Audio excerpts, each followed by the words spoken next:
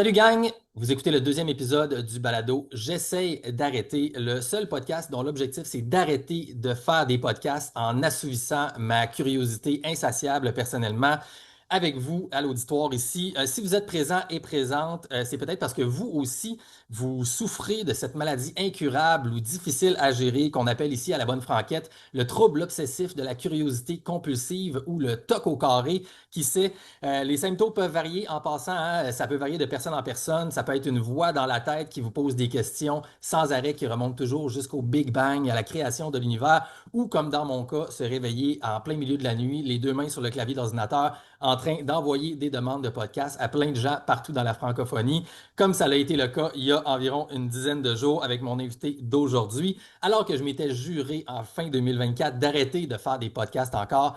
Visiblement, tout le monde, c'est un échec lamentable.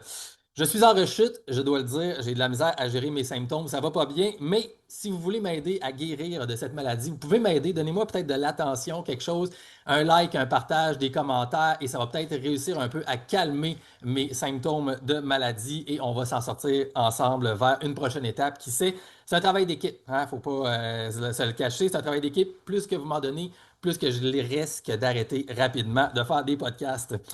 Alors aujourd'hui, tout le monde, je suis vraiment franchement heureux de vous présenter ici un homme provenant de la science académique. En fait, il faut le dire, qui a décidé il y a un an ou il y a plus d'un an même de se lever et de prendre la parole publiquement sur un sujet qui lui tenait à cœur, visiblement, et qui, au fil des dernières années, s'est mis à toucher beaucoup de gens au Québec et partout en Occident, c'est-à-dire la théorie du genre et la question du sexe biologique chez l'être humain.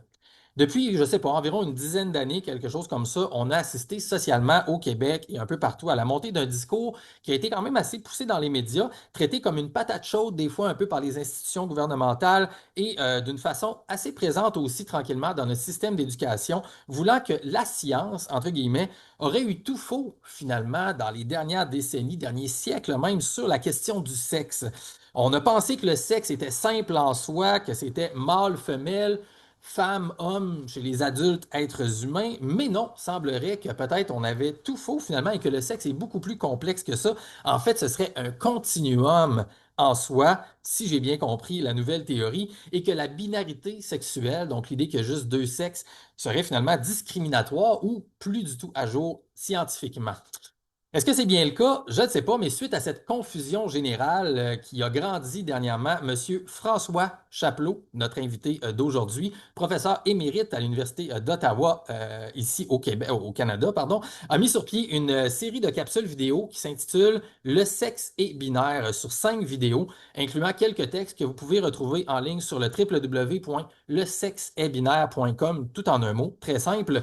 Et il a attiré l'attention sur ses capsules vidéo et son projet, ce qui lui a permis ensuite de ça de prendre parole dans certains médias. Il a été invité plusieurs fois, entre autres à Cube Radio, et on lui a donné la parole dans des lettres ouvertes dans certains médias écrits. Il s'est même rendu jusqu'à porter plainte plus récemment, dans les derniers mois, à l'Ombudsman de Radio-Canada, contre, ou en tout cas en plainte face à une chronique de l'émission des Décrypteurs, où est-ce qu'une des journalistes avait parlé en fait de biologie, et selon lui, c'était pas tout à fait exact, et le jugement a été rendu récemment. On va parler de ça un petit peu aujourd'hui. Donc, moi, personnellement, en voyant ça, les fils se sont touchés, j'ai totalement perdu le contrôle. Mes symptômes de curieux se sont attirés et j'ai décidé de contacter Monsieur Chapelot, pardon, pour voir si ça lui tentait de discuter de cette dernière année, faire le point un peu et voir vers où tout ça s'en va. Alors, on va l'accueillir ensemble, tout le monde, s'il vous plaît. Professeur émérite du département de biologie de l'Université d'Ottawa, fort d'une carrière d'enseignement universitaire de plus de 30 ans, si j'ai bien compris. Monsieur François Chapelot, merci d'être avec nous aujourd'hui. Bonjour François, comment vas-tu? Très bien, très bien. Comment vas-tu? Ça va très bien, merci de te joindre à moi encore une fois. On a fait quelques présentations rapidement avant de commencer l'enregistrement. On a convenu qu'on allait se tutoyer, alors ce sera le tu à partir de maintenant, d'un côté et de l'autre. Donc écoute François, j'avais communiqué avec toi au début 2024 quand j'avais vu ta première ou ta deuxième capsule sortir. J'étais tombé là-dessus rapidement dans mes algorithmes je sais pas, j'imagine, d'extrémistes de droite sur X ou quelque chose comme ça. Et ça s'était poussé et j'avais trouvé ça fantastique. Premièrement, il faut que les gens aient voir tes capsules. C'est bien réalisé aussi au niveau visuel. Tu as fait un excellent travail, ou en tout cas la personne qui a fait de la réalisation, c'est vraiment bien toutes sortes d'inserts de grande qualité dessus. Donc, beaucoup plus qu'un petit podcast comme ça. Alors, je veux vraiment inviter les gens à ne pas manquer d'aller voir ça. Par contre, j'ai envie de te demander une première question, en fait. Est-ce que, selon toi, ton implication a porté les fruits auxquels tu t'attendais? Est-ce que tu avais une attente, en fait, en décidant de t'impliquer comme ça dans le domaine public? Était-ce la première fois? Et es-tu satisfait, avant qu'on aille dans les détails un petit peu, de ton implication et de ton expérience générale dans la dernière année? C'était pas la première fois que je m'impliquais publiquement. J'ai, disons, depuis 2021, écrit, par exemple, en 2021, j'ai, en collaboration avec ma conjointe, Marie-Claude Girard, on a fait un mémoire qu'on a soumis à la commission parlementaire concernant la loi numéro 2, qui était une loi à l'époque qui, essentiellement, pour faire un résumé, a fait en sorte que maintenant, l'auto-identification du sexe qu'on pouvait amalgamer sexe et identité de genre pour l'identifier en sexe dans tous les documents officiels. Alors, cette loi-là, cet amendement qui a été fait au Code civil, l'article 71, je pense, on avait fait des représentations parce qu'on trouvait à l'époque inadmissible qu'on combine identité de genre et sexe pour l'identifier en sexe. C'était illogique. Alors, on a fait des démarches, on a écrit un mémoire. On aurait bien aimé aller en commission parlementaire présenter notre mémoire. Euh, Malheureusement, aucune des personnes qui contestaient un peu euh, cette, euh, la loi ou du moins cet amendement-là au Code civil a été entendue en commission parlementaire. Donc, c'était un peu le début. Par la suite, j'ai répliqué, je me souviens dans le Devoir en 2021, à un article qui était dans le Devoir, qui parlait de plusieurs sexes, qui parlait de possibilités de changement de sexe, signé par 224 universitaires. Alors, j'avais écrit une réponse. J'ai dit, écoutez, c'est pas ça le sexe, là. Il y a pas de, où sont les données qui vous permettent de dire qu'il y a plus que deux sexes? Et j'avais fait donc je me suis impliqué. Plus récemment, en 2023, il y a eu la mise sur pied du comité de sages sur l'identité de genre vers Ouais. la fin de 2023. Puis là, je me demandais comment j'étais pour réagir par rapport à ce comité-là, avec l'idée bien ferme de présenter une perspective scientifique sur le sexe. Alors, j'ai un peu écrit un long mémoire là-dessus, mais j'ai décidé de le faire en forme de vidéo. Alors, j'ai donc, comme mémoire au comité de sages, j'ai donc soumis le texte de mes 5 vidéos que j'ai fait sur le sexe OK. binaire, et j'ai également rencontré le, le comité pendant 75 minutes pour expliquer ma perspective sur le sexe binaire. Alors, je ne suis pas le seul, là. Il y a plusieurs groupes qui ont présenté évidemment toutes sortes de perspectives par rapport au sexe. Et je sais qu'il y a des personnes et des groupements qui ont parlé de sexe binaire aussi auprès du comité de sages. Et je pense que collectivement, on a influencé un peu le comité de sages. Donc, pour moi, Et ça, c'était à la l'objectif, fin 2023, ça, qu'il y a eu les genres d'audience du comité de sage, ou c'était... les audiences ont lieu en mai 2024. Ouais, ouais, c'est ça, c'était précédemment. En fait, ils ont été échelonnés sur une grande période, mais Ouais. j'ai présenté mon mémoire au comité en mai 2024. Et juste, excuse-moi, je fais une parenthèse, mais en même temps, pour placer ça dans la tête des gens, le comité de sages, c'était une initiative directement de la CAQ. Ça n'avait pas été commandé par une autre instance gouvernementale. C'était en réponse à la pression sociale, tu sais, j'imagine, et médiatique un petit peu là, par rapport à la controverse. Oui, oui, il y avait une controverse à l'époque concernant, si je me souviens bien, les toilettes mixtes dans les écoles. Ouais. Et il y avait eu des demandes, je me souviens, du Parti québécois pour une commission parlementaire sur l'identité de genre, puis un peu voir, essayer de comprendre qu'est-ce qui se passait. Puis la réponse du parti au pouvoir à ce moment-là a été de créer le comité de sages. Et laisse-moi te demander, pendant que tu as plugué le comité de sages, on reviendra peut-être plus tard à certains détails, mais est-ce qu'il y avait à l'intérieur du comité des sages des gens qui représentaient la perspective scientifique pure, donc soit académique ou la littérature? Comité, en général, il suppose avoir des gens qui vont représenter plusieurs points de vue pour faire un certain consensus. Donc, y avait-tu résonance à ta présence à l'intérieur même du comité? Il n'y avait pas de scientifiques Ouais, en fait, c'est pas vrai. Je devrais pas dire ça. Il y avait un avocat, il y avait une ancienne présidente de- une ancienne présidente, Diane Lavallée, qui était présidente du Conseil statut de la femme, je pense. Il y avait un médecin. Alors, un médecin est un peu scientifique, mais en fait, on pourra discuter de ça. Oui. Mais il reste que c'est ça, c'était le comité comme tel. Il n'y avait pas de biologiste, il n'y a pas d'une perspective purement scientifique à l'intérieur du comité. Mais il y a eu une excellente écoute de tout ce qui a été dit comme tel. Mais Alors, c'est ça, c'est ça un, veut pas dire que c'est pas parce que quelqu'un n'est pas officiellement scientifique qu'il ne peut pas avoir l'ouverture puis un esprit scientifique finalement. Mais j'étais juste curieux de savoir s'il y avait, tu sais, ouais, malgré tout un. OK. non, il n'y avait Excellent. pas. Et donc là, tu as présenté ça en 2024. Donc, tu avais tes textes déjà de capsules prêtes, tu as présenté ça. Et là, ensuite de ça, tu as présenté face à eux. Et là, après ça, eux autres sont partis délibérer et ils ont sorti leur rapport beaucoup plus tard, là, il y a quelques temps.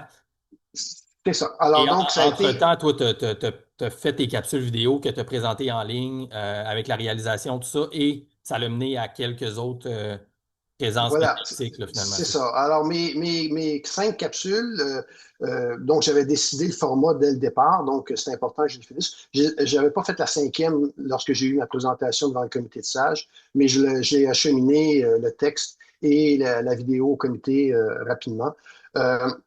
Une fois que ça a été prêt. Et par la suite, évidemment, tout ça, ben, euh, mon grand mon grand souci, c'était de faire connaître les capsules. Mes capsules ne sont pas des capsules d'activistes, ne sont pas des capsules idéologiques, sont simplement là pour expliquer qu'est-ce qui est sexe binaire et comment on a déformé cette notion-là. C'est la seule chose. Puis finalement, dans la 5e vidéo, ben là, je touchais aux enjeux un peu plus proches du mandat du comité de sages, à savoir, voilà, le respect de la binarité sexuelle dans la société. C'est un enjeu important, puis il faut qu'ils comprennent un peu qu'est-ce que sont les enjeux. Alors à ce moment-là, j'ai parlé un peu plus de genre. Mais essentiellement, pour les 4 premières vidéos, c'était simplement d'expliquer qu'est-ce que le sexe binaire, puis d'expliquer les attaques qu'il y a eu essentiellement idéologiques sur le sexe binaire et pourquoi ces attaques-là ont eu lieu. Et c'est pas de la grande science en ce sens que le sexe binaire, c'est une réalité observable. On le voit en nature, on ne peut pas le contredire. Puis les arguments contre le sexe binaire, ben, on va en parler sûrement là, dans les prochaines minutes. Là. Je vais laisser ça de côté pour le moment. Certainement, certainement. Puis peut-être juste pour quand même, c'est intéressant de finir le parcours de cette année, de cette dernière année. Te souviens-tu à quel moment c'était. Oh, ça va?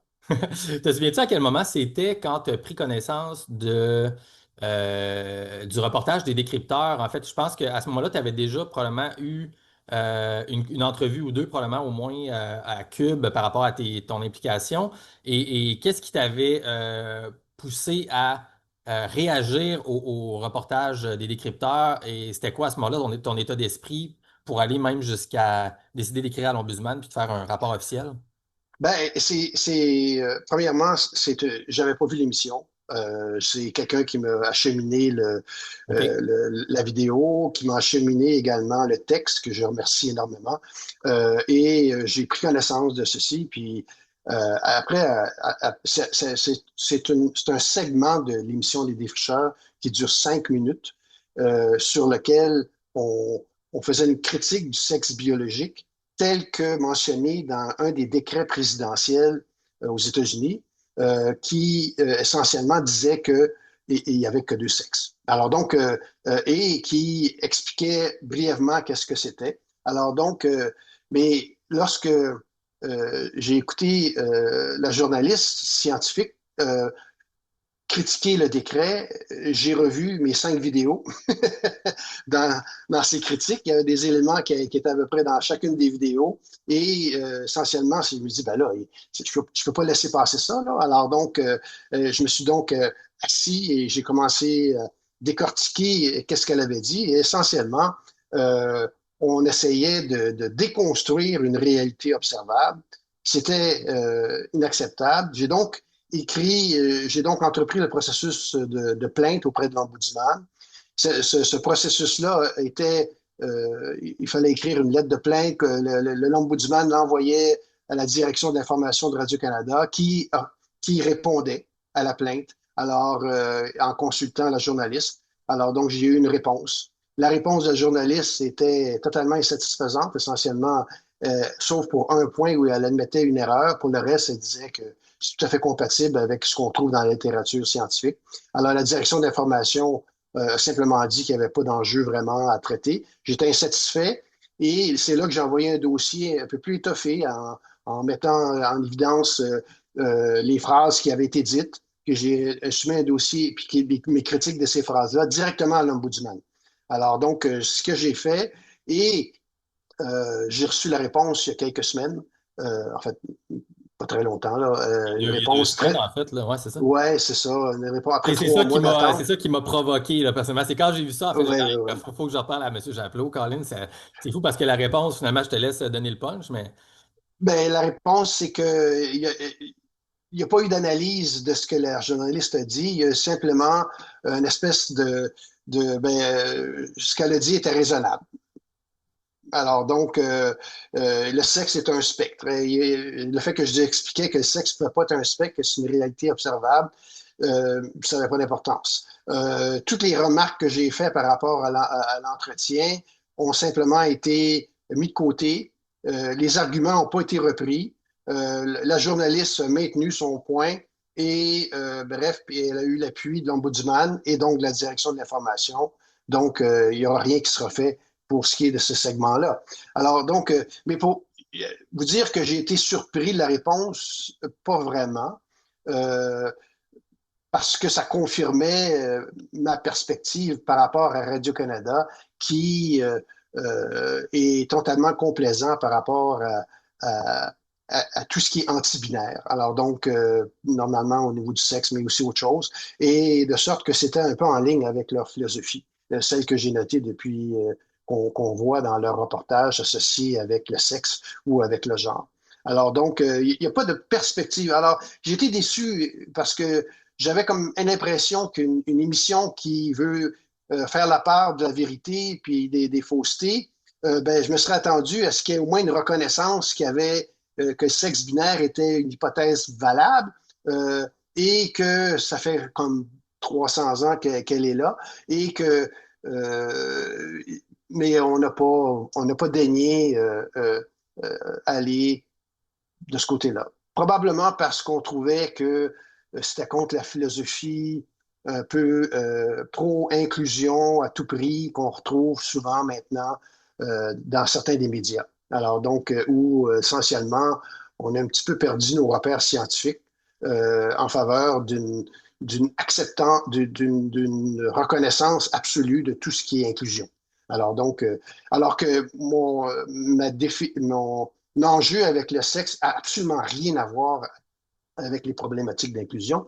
C'est simplement d'inciter les personnes qui parlent de sexe de reconnaître la binarité, tout comme si je parle à une personne du fait que la Terre est ronde, que je ne vais pas être contesté parce que la Terre est ronde. Alors donc, là, en ce moment, on est prêt à, s'il fallait, là, on est prêt à contester tout ce qui a trait au sexe binaire parce qu'on considère que c'est anti-trans ou que c'est anti euh, l'idéologie du genre. Alors que c'est faux. Et je vais m'inscrire en faux tout le temps et c'est ce que j'explique dans mes vidéos, dans long et en large. ouais, certainement. Puis moi, je te trouve très, je sais pas si généreux ou très clément et avec ton terme, la philosophie, tu sais, pour moi, rendu là, je sais pas si j'ai la mauvaise perspective, mais ça semble plus être une idéologie qu'une philosophie parce que, justement, tu sais, le rapport de l'Ombudsman, honnêtement, je l'ai pas lu au complet, j'ai lu peut-être un peu plus la moitié. Et puis, en fait, c'est qu'il y a pas, il adresse pas les arguments par des contre-arguments. La journaliste en question, elle fournit pas des références qui peuvent démontrer pourquoi tes références à toi ont tort. Il n'y a pas de discussion scientifique sur les études en question ou la méthodologie ou pourquoi telle chose. Donc, on va pas du tout, j'ai l'impression, dans un discours scientifique. C'est, comme tu dis, c'est pour laisser aller la philosophie dominante, mais est-ce que c'est idéologique ou je me trompe? Ben, là, on va pas mélanger. Je pense qu'il faut faire attention, là. Il y a mon émission de 5 minutes qui était d'une grande déception, là. Il y en a eu d'autres par la suite, là, où j'ai fait des remarques, mais pas une plainte à l'ombudsman. Il y a vraiment cette volonté ce refus de la réalité, hein. C'est très décevant pour moi. Par contre, si on parle du comité de sages, ma Non, non, première non, là, lecture, c'était vraiment je te faisais juste une remarque par rapport OK, à c'est bon, le c'est bon. dernier point ici, Alors, l'ombudsman oui, ici, là. Là, je c'est ne parlais ça. pas de tout le reste, là, excuse-moi, là. Oui, oui. Parce que Non, pour non, moi, c'était vraiment. c'est incontournable qu'à un moment donné, cette binarité-là va être reconnue. Mais Justement, on ne peut pas la reconnaître. Elle existe. J'ai pas besoin de me battre pour l'expliquer. C'est ce qu'on observe en nature pour 1 million d'espèces à reproduction sexuée. Puis ça existe depuis 1 milliard d'années. Les études scientifiques sont là. En biologie, la binarité sexuelle n'est même pas un enjeu c'est comme ça. tel. Et il n'y a pas d'études, de programmes de recherche sur la binarité sexuelle. Ça serait comme avoir un programme de recherche pour expliquer que la Terre est ronde. On peut pas, c'est pas de la recherche là, ici. Alors donc, moi, j'ai pris un rôle d'enseignant dans ce débat-là. J'enseigne c'est quoi la binarité sexuelle. Je le répète, quand je suis sur les réseaux sociaux, quelqu'un va m'apporter un argument qui n'a aucun sens, je vais répondre. S'il n'y a pas d'insultes, puis il n'y a pas de plein de choses à l'intérieur, parce que quand il y a des insultes, habituellement, je donne une réponse, puis j'indique que si vous m'insultez une autre fois, la conversation est terminée. Alors donc, mais je vais expliquer je vais expliquer c'est quoi le sexe binaire, je vais les référer à mes vidéos, je vais tout faire pour essayer mon rôle est d'essayer d'expliquer ce que c'est à la population publique. C'est ça l'objectif des vidéos. Mais Euh, malgré tout, oh, excuse-moi, je pensais que tu avais terminé. Vas-y, non, vas-y. vas-y, vas-y, vas-y. Ah, ben, j'allais dire, malgré tout, c'est vrai que tu as vraiment un rôle d'enseignant, puis tu es très diplomate et pédagogue. En fait, je regarde des fois, j'ai regardé des interactions, tu fais et tout ça, mais tu es quand même aussi, raide n'est pas le bon mot, mais très dur d'une certaine façon dans certains propos que tu as, et je dis ça positivement. Justement, si je cite un extrait de ton site web pour rappeler aux gens là, qui sont à l'écoute, www.lesexesbinaire.com. J'ouvre les guillemets, c'est toi qui parles ici. Lorsque j'ai compris que les concepts du sexe binaire et d'identité sexuelle avaient été galvaudés et dénaturés à des fins idéologiques afin de les remplacer par une notion subjective d'identité de genre, je me suis inquiété de l'impact de cette fraude intellectuelle. C'est quand même des gros mots. Et j'ai alors été étonné de m'apercevoir que presque personne ne s'en inquiétait vraiment, même dans les milieux scientifiques. Lorsque j'ai compris que cette fraude intellectuelle avait servi à berner la population et le gouvernement et que l'idéologie du genre était maintenant dans nos lois et dans nos écoles, j'ai décidé de m'impliquer plus activement, fermer les guillemets. Donc, c'est dans une page de ton site web qui te présente et qui Hey, explique ta démarche. Donc, c'est quand même des propos forts. Donc, et justement, dans ça, tu parles d'une certaine façon de fin idéologique. Donc, c'est pas. Donc, oui, c'est pédagogue ce que tu fais. Donc, et là, je pense que c'est dans ta nature personnelle et tout ça, mais il y a un aspect combatif là-dedans. Il y a un combat social d'une certaine façon. bien sûr, moi, je défends la science, je défends la vérité, je défends la méthode scientifique, je défends la réalité du sexe, je défends donc le fait que une femme a une réalité biologique, un homme a une réalité biologique. Je défends le fait que dans les écoles, en ce moment, on enseigne une idéologie, euh, mais où on applique une idéologie, où on fait la promotion d'une idéologie. Je pense que l'objectif ultime de ce genre d'incursion dans le système scolaire, c'est pas pour passer des connaissances, en fait, parce que ces connaissances-là, de fait, sont pas fondées sur des faits, mais ce qui m'inquiète énormément, par exemple, dans les écoles, c'est que l'idéologie du genre ne sert qu'à instiller ou catalyser un doute sur le sexe des enfants. En fait, que Hmm. les enfants perçoivent leur sexe différemment. Alors donc, au lieu de le célébrer, ben, ils se posent la question, ben, est-ce que je suis dans le bon sexe? Parce qu'on se fait parler de le sexe n'est pas binaire, il y a le genre, tu peux prendre toutes sortes de décisions liées à ta personnalité sexuelle sans tenir compte de ton sexe biologique. Alors, on nage complètement là, dans l'idéologie, dans l'endoctrinement. Et moi, créer le doute dans l'esprit d'enfants vulnérables, j'ai des petits-enfants, je ne peux pas l'accepter. Alors, quand je parle de fraude intellectuelle, c'est parce que c'en est une. OK? Au nom de l'inclusion, on a dénaturé un concept, puis on le défend encore, cette déconstruction en ce moment. Et je vais rester patient, je vais l'expliquer encore et encore. Ça fait 4 ans que je l'explique. J'ai fait en 5 vidéos. Je ne sais pas comment je pourrais le faire encore, mais je vais répondre à tout le monde. Je vais accepter toutes les entrevues, même si je trouve ça parfois difficile de, de, de déconstruire quelque chose. Déconstruire l'idéologie du genre, ça devient complexe à un moment donné. Les défricheurs, quand ils ont dans la journaliste scientifique, dans l'émission des défricheurs de Radio-Canada, Je pense que c'est elle a les parlé décrypteurs, excuse-moi, décrypteurs. décrypteur. Vous avez raison. Merci, merci. A parlé 5 minutes, ça m'a pris 20 pages pour expliquer toutes les Ah choses qu'il y oui. avait là-dedans. Ça prend de l'énergie, expliquer les sottises qui sont dites par rapport au sexe. Voilà, je continue à le faire. Non, c'est super, super complexe, tu sais. Puis bon, en tant que, comme je te disais au début du show, tu sais, en tant que personne curieusement maladive, là, tu sais, je me suis intéressé à plusieurs sujets dans les 15 dernières années. Puis il y a un genre de pattern qui fait que c'est hyper complexe très rapidement. C'est aussi par rapport à la littérature scientifique, c'est que dans le sens que tranquillement, il y a des études à gauche, à droite qui commencent à soutenir, qui sont publiées, qui commencent à soutenir l'idée du continuum du sexe, que le sexe n'est pas binaire, et en fait, etc.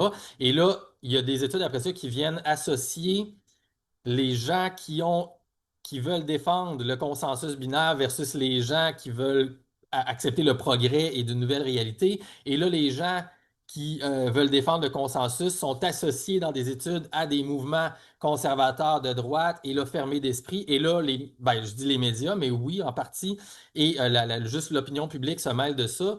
Et là, tout à coup, justement, tu as la fille au décrypteur qui parle en même temps des décrets de Trump, et là, aussitôt que tu veux défendre ça, tu deviens trumpiste, extrême droite, limite facho, là, tu sais.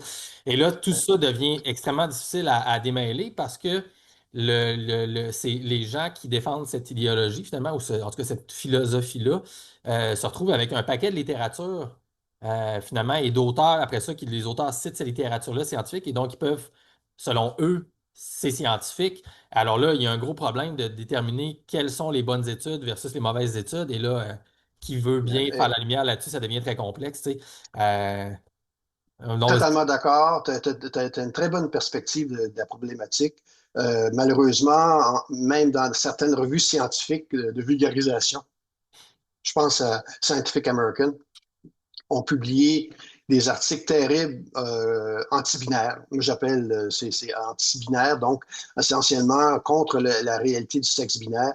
Et c'est assez spécial parce que essentiellement, euh, ce besoin d'inclusion à tout prix, c'est ce besoin d'inclusion des minorités trans, qui n'a rien à voir avec le sexe, là, essentiellement, mais de toute façon, tout est mélangé. On le retrouve dans des revues scientifiques crédibles, du moins qui étaient crédibles, et on va voir des articles. Par exemple, il y a eu un article récemment dans le Scientific American qui arguait que le sexe binaire, c'est une idéologie. Alors donc, c'est ça, c'est ça. on est donc là, cet article-là, par exemple, essayer de le critiquer, c'est facile. Moi, je peux le faire, mais il n'y aura pas de possibilité de publier une réponse. Exact. Parce que ceux qui sont en faveur de la réalité, c'est-à-dire la réalité du sexe binaire, sont essentiellement complètement bloqués de pouvoir réagir dans les revues scientifiques. Alors, on se retrouve avec des podcasts, des Substack, des personnes qui vont publier ailleurs, qui vont être connues dans les réseaux, mais qui ne peuvent pas aller publier leurs commentaires dans les revues scientifiques en tant que telles parce que les comités de lecture refusent pour des raisons encore ici idéologiques, d'en tenir compte. Mais il reste qu'au cours de la dernière année, il y a quand même eu des petites victoires pour ce qui est de la réalité du sexe. Puis, il y a peut-être un petit changement qui est en train de se produire, là. On peut le noter, par exemple, dans le rapport du comité de sages. Alors, donc, mais on en parlera plus tard. Parfait, parfait. C'est fascinant, mais en fait, tu sais, ce point-là est tellement, tellement important, la réalité de la liberté finalement pour les scientifiques et les chercheurs et les chercheurs en tout cas, de publier librement dans les revues scientifiques. C'est un combat aussi parce que il y a un espace limité. Tu peux pas, t'as pas assez de ressources pour pouvoir financer n'importe quel type de recherche non plus. Donc, il faut que les comités et ceux qui allouent les recherches et l'argent pour les recherches et tout ça filtrent quand même d'une certaine façon. Mais est-ce que selon toi, on en est à un point où est-ce qu'il y a les comités, finalement, les éditeurs de journaux, les comités deviennent finalement comme certaines frontières idéologiques, dans le fond, face à l'avancement normal de ce que devrait être la méthode scientifique dans un aller-retour d'articles pour que les gens puissent se confronter. S'ils laissent toujours juste un côté publié et que les autres sont relégués soit à des revues, parce qu'il y a plein de petites revues, des fois plus obscures et tout ça, qui vont les accepter aussi, mais il n'y a pas la même prestance et donc il n'y a pas la même degré de poids que les gens qui veulent défendre un côté ont la possibilité. Donc là, d'un côté, toi et tes pairs, vous êtes, entre guillemets, barrés de pouvoir donner la réplique dans certains journaux. Puis de l'autre côté, je suis certains chercheurs ou mathématiciens, physiciens, moi j'aime beaucoup la physique. Tu as quelqu'un, je ne sais pas, est-ce que tu connais Eric Weinstein, Brett Weinstein, ça te dit quelque chose? Oui, oui, oui, Brett Weinstein, Ces oui. deux frères, là, tu sais, il y en a un qui est biologiste évolutif, l'autre Ah qui est oui, oui, physicien, l'autre. physicien, tu sais, puis là, l'autre frère s'appelle Eric. Et lui, il dit dans le fond, d'un autre côté, c'est l'inverse. Tu sais, mettons, en physique, lui, lui, il a un groupe de scientifiques, là, comme Sabit Dawson-Felder et tout ça, des gens très, très reconnus dans certains domaines. Eux disent, de l'autre côté, nous, on sait qu'il y a des problèmes en physique et les comités de revues et les éditeurs de journaux ne nous laissent pas publier pour démontrer c'est quoi les problèmes en physique. Donc là, eux autres sont comme de l'autre côté de la même face. C'est comme si l'idéologie dominante, elle veut pas laisser entrer l'hétérodoxie, mais de ton côté, c'est spécial, c'est comme l'inverse. C'est comme si l'hétérodoxie est rentrée tout de suite. C'est comme s'ils ont fait rentrer ça, mais qui bloquent finalement les réponses du côté qui est normal, observable. Alors, c'est dur à suivre tout ça.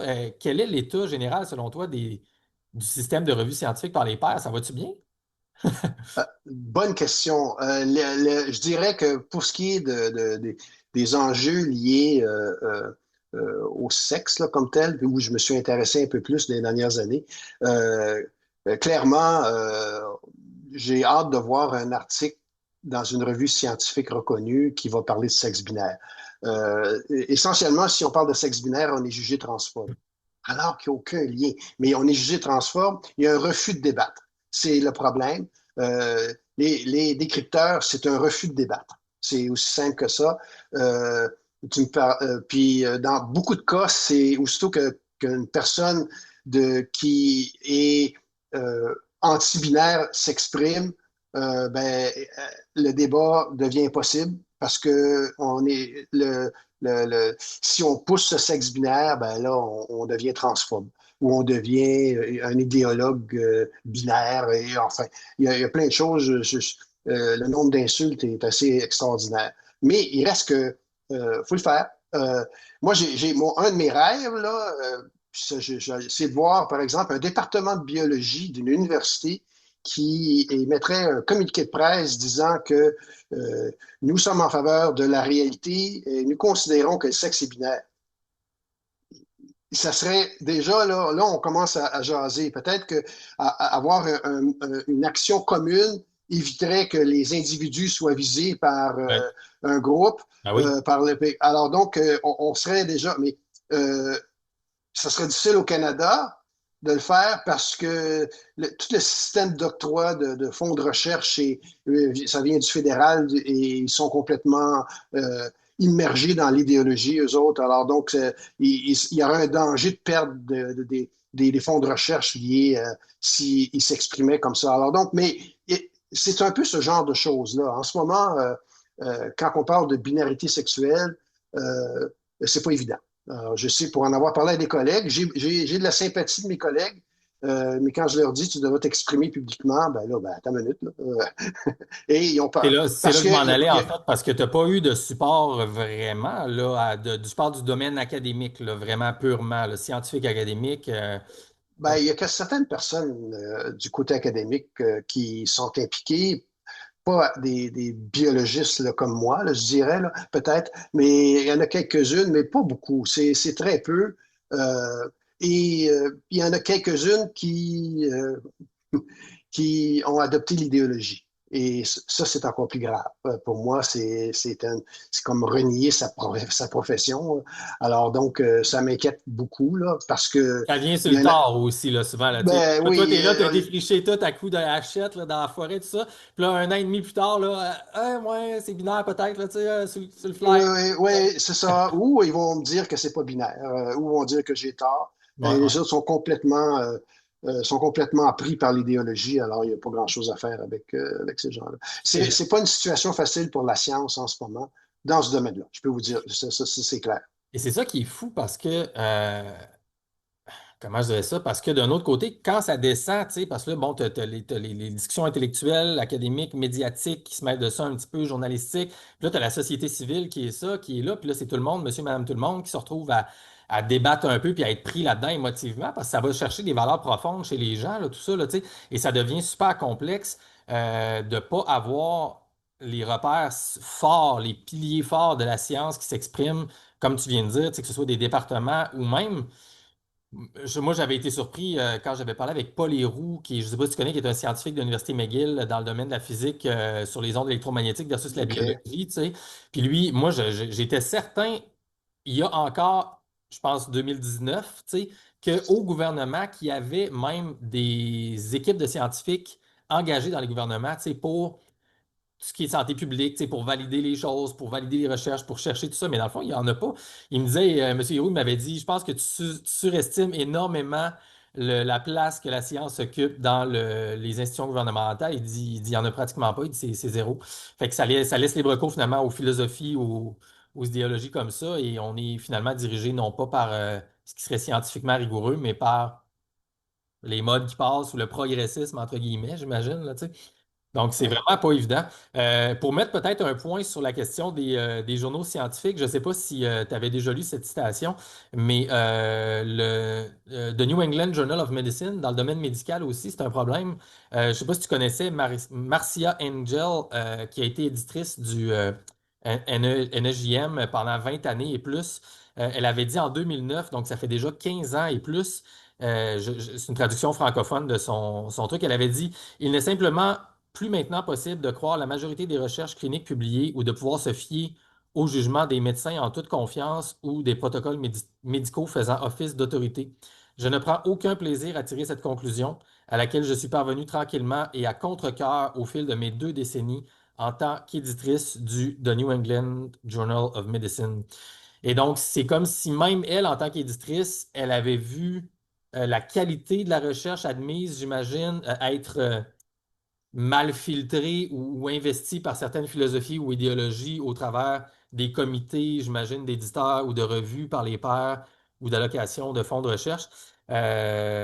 Donc, c'est pas évident, tu sais, parce que tout le monde, pour avoir une réalité objective, on veut se fier sur la littérature revue, tu sais. Mhm. Et par rapport à la théorie du genre, en 2000, j'ai envie de dire 2017, 2018, 2019, je me souviens plus quelle année, mais il y avait un regroupement, je pense, de 3 monsieur, dont Peter Boghossian, qui avait rédigé 5 à 10 articles scientifiques complètement Mhm. basés sur n'importe quoi, sans aucune référence. Il avait donné des références sur en littérature sur le Mein Kampf, là, tu sais, le livre de Hitler, pour supporter des Mhm. trucs. Et ça avait été accepté, ça avait été publié dans des revues scientifiques, tu sais.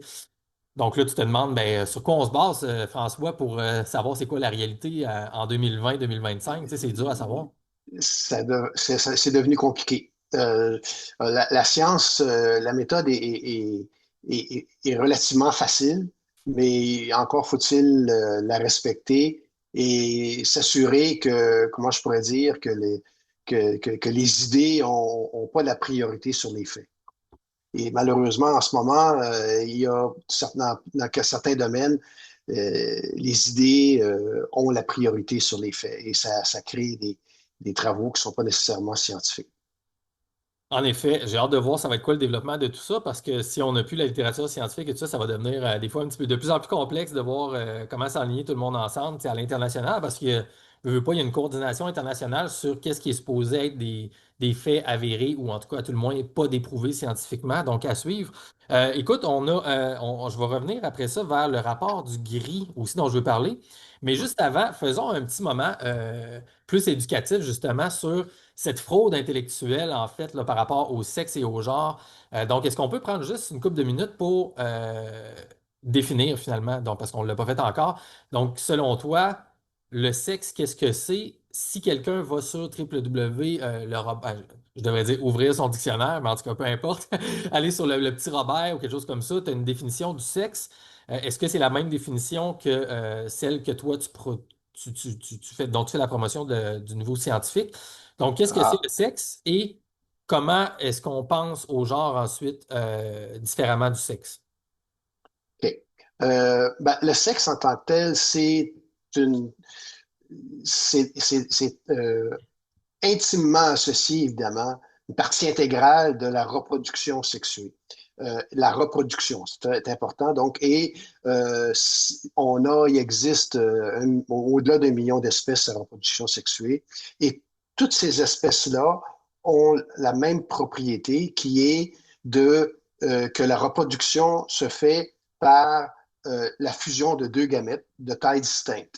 Ces deux gamètes sont ça dépend si on est dans les plantes ou les animaux, les spermatozoïdes ou pollen, et les plus gros gamètes sont les ovules. Alors, le sexe mâle, c'est donc la stratégie qui a évolué pour produire le petit gamète, le spermatozoïde. Le sexe femelle, c'est le corps ou la stratégie morphologique, si on veut, qui a évolué pour produire un ovule.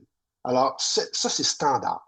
Ça ne change pas. Il y a deux types de gamètes, un gros et un petit. Ça, c'est le sexe binaire.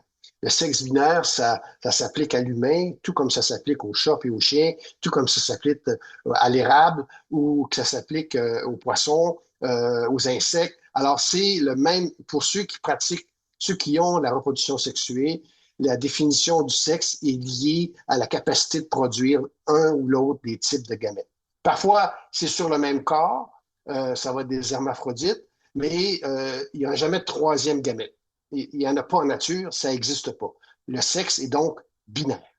Okay? Alors donc, l'idée c'est comme j'ai mentionné, c'est une définition qui est universelle, qui est riche en informations parce que c'est lié à un processus extrêmement important, c'est-à-dire la transmission de l'information génétique d'un individu entre générations. Alors donc, c'est essentiel à l'évolution. Et ça décrit quelque chose qui est très net, très clair, qu'on observe en nature. Alors donc, je peux pas dire que le sexe est pas binaire parce que ça me prendrait quelqu'un qui me montre un troisième gamète ou un troisième sexe. Il y en a pas en nature.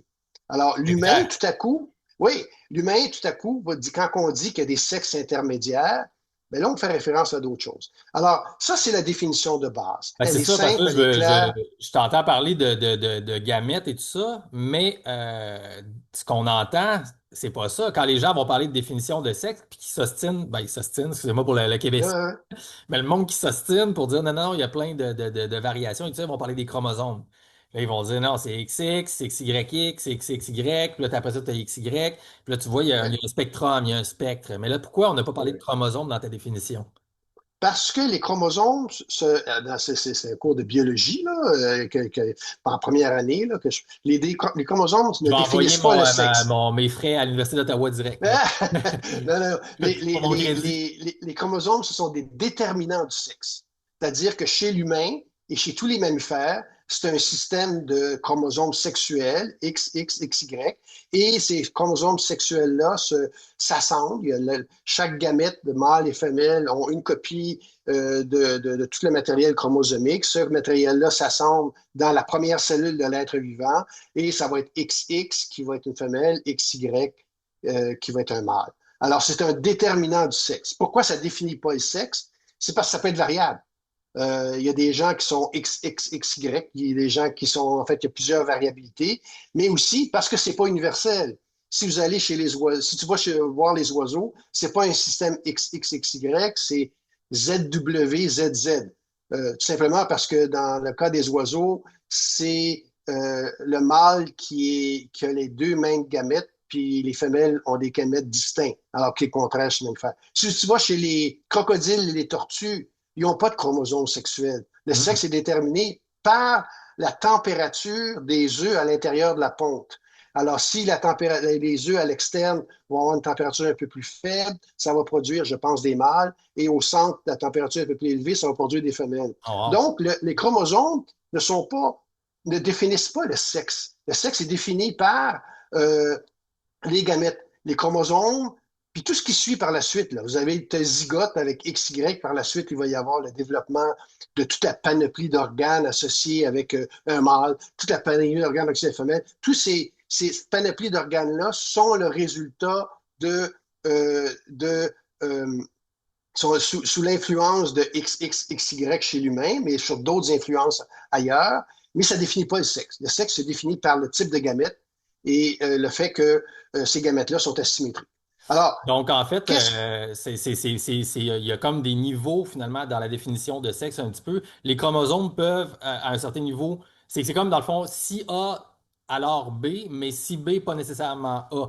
Donc, dans le fond, tu as comme, donc, tu la binarité qui est la fondation, tu as ouais, petite gamète mobile mâle, grosse gamète immobile femelle, et ensuite de ça, les chromosomes dans un autre niveau sont là, et si tu vois, j'imagine, certaines configurations chromosomiques, ça va automatiquement être un mâle, mais si c'est un mâle, ça ne veut pas dire qu'il va avoir cette configuration chromosomique-là. C'est bien ça? tu as bien raison. En fait, dès que on a la fécondation, c'est-à-dire on a la reproduction, si on a la reproduction sexuée se produit, on a donc la détermination sexuelle par des chromosomes ou d'autres, et par la suite, c'est là qu'il peut y avoir toutes sortes de configurations. Tu sais, même au niveau des chromosomes, comme j'ai mentionné, il peut y avoir XXX, il peut y avoir XXY, il y a toutes sortes de syndromes. Alors, l'erreur qui a été faite, une des erreurs qui a été faite, une des façons dont on a essayé de déconstruire la définition du sexe, c'est en disant que ben, la variabilité des chromosomes, c'est sûr, regarde, on n'est pas tout XXY, il y a il y a toutes sortes de combinaisons, puis des fois, ça donne des morphologies bizarres, puis tout ça. Alors, c'est sûr que autre chose que des mâles et des femelles. Non, non, non, non.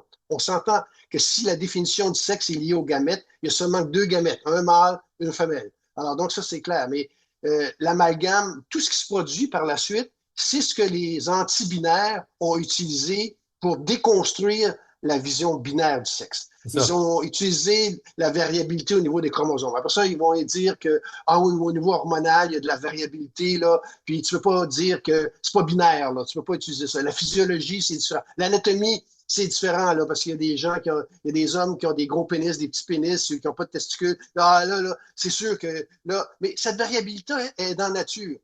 Dans le cas des humains, souvent, c'est lié à des variétés du développement sexuel qu'on appelle, là, moi j'appelle ça des anomalies du développement sexuel.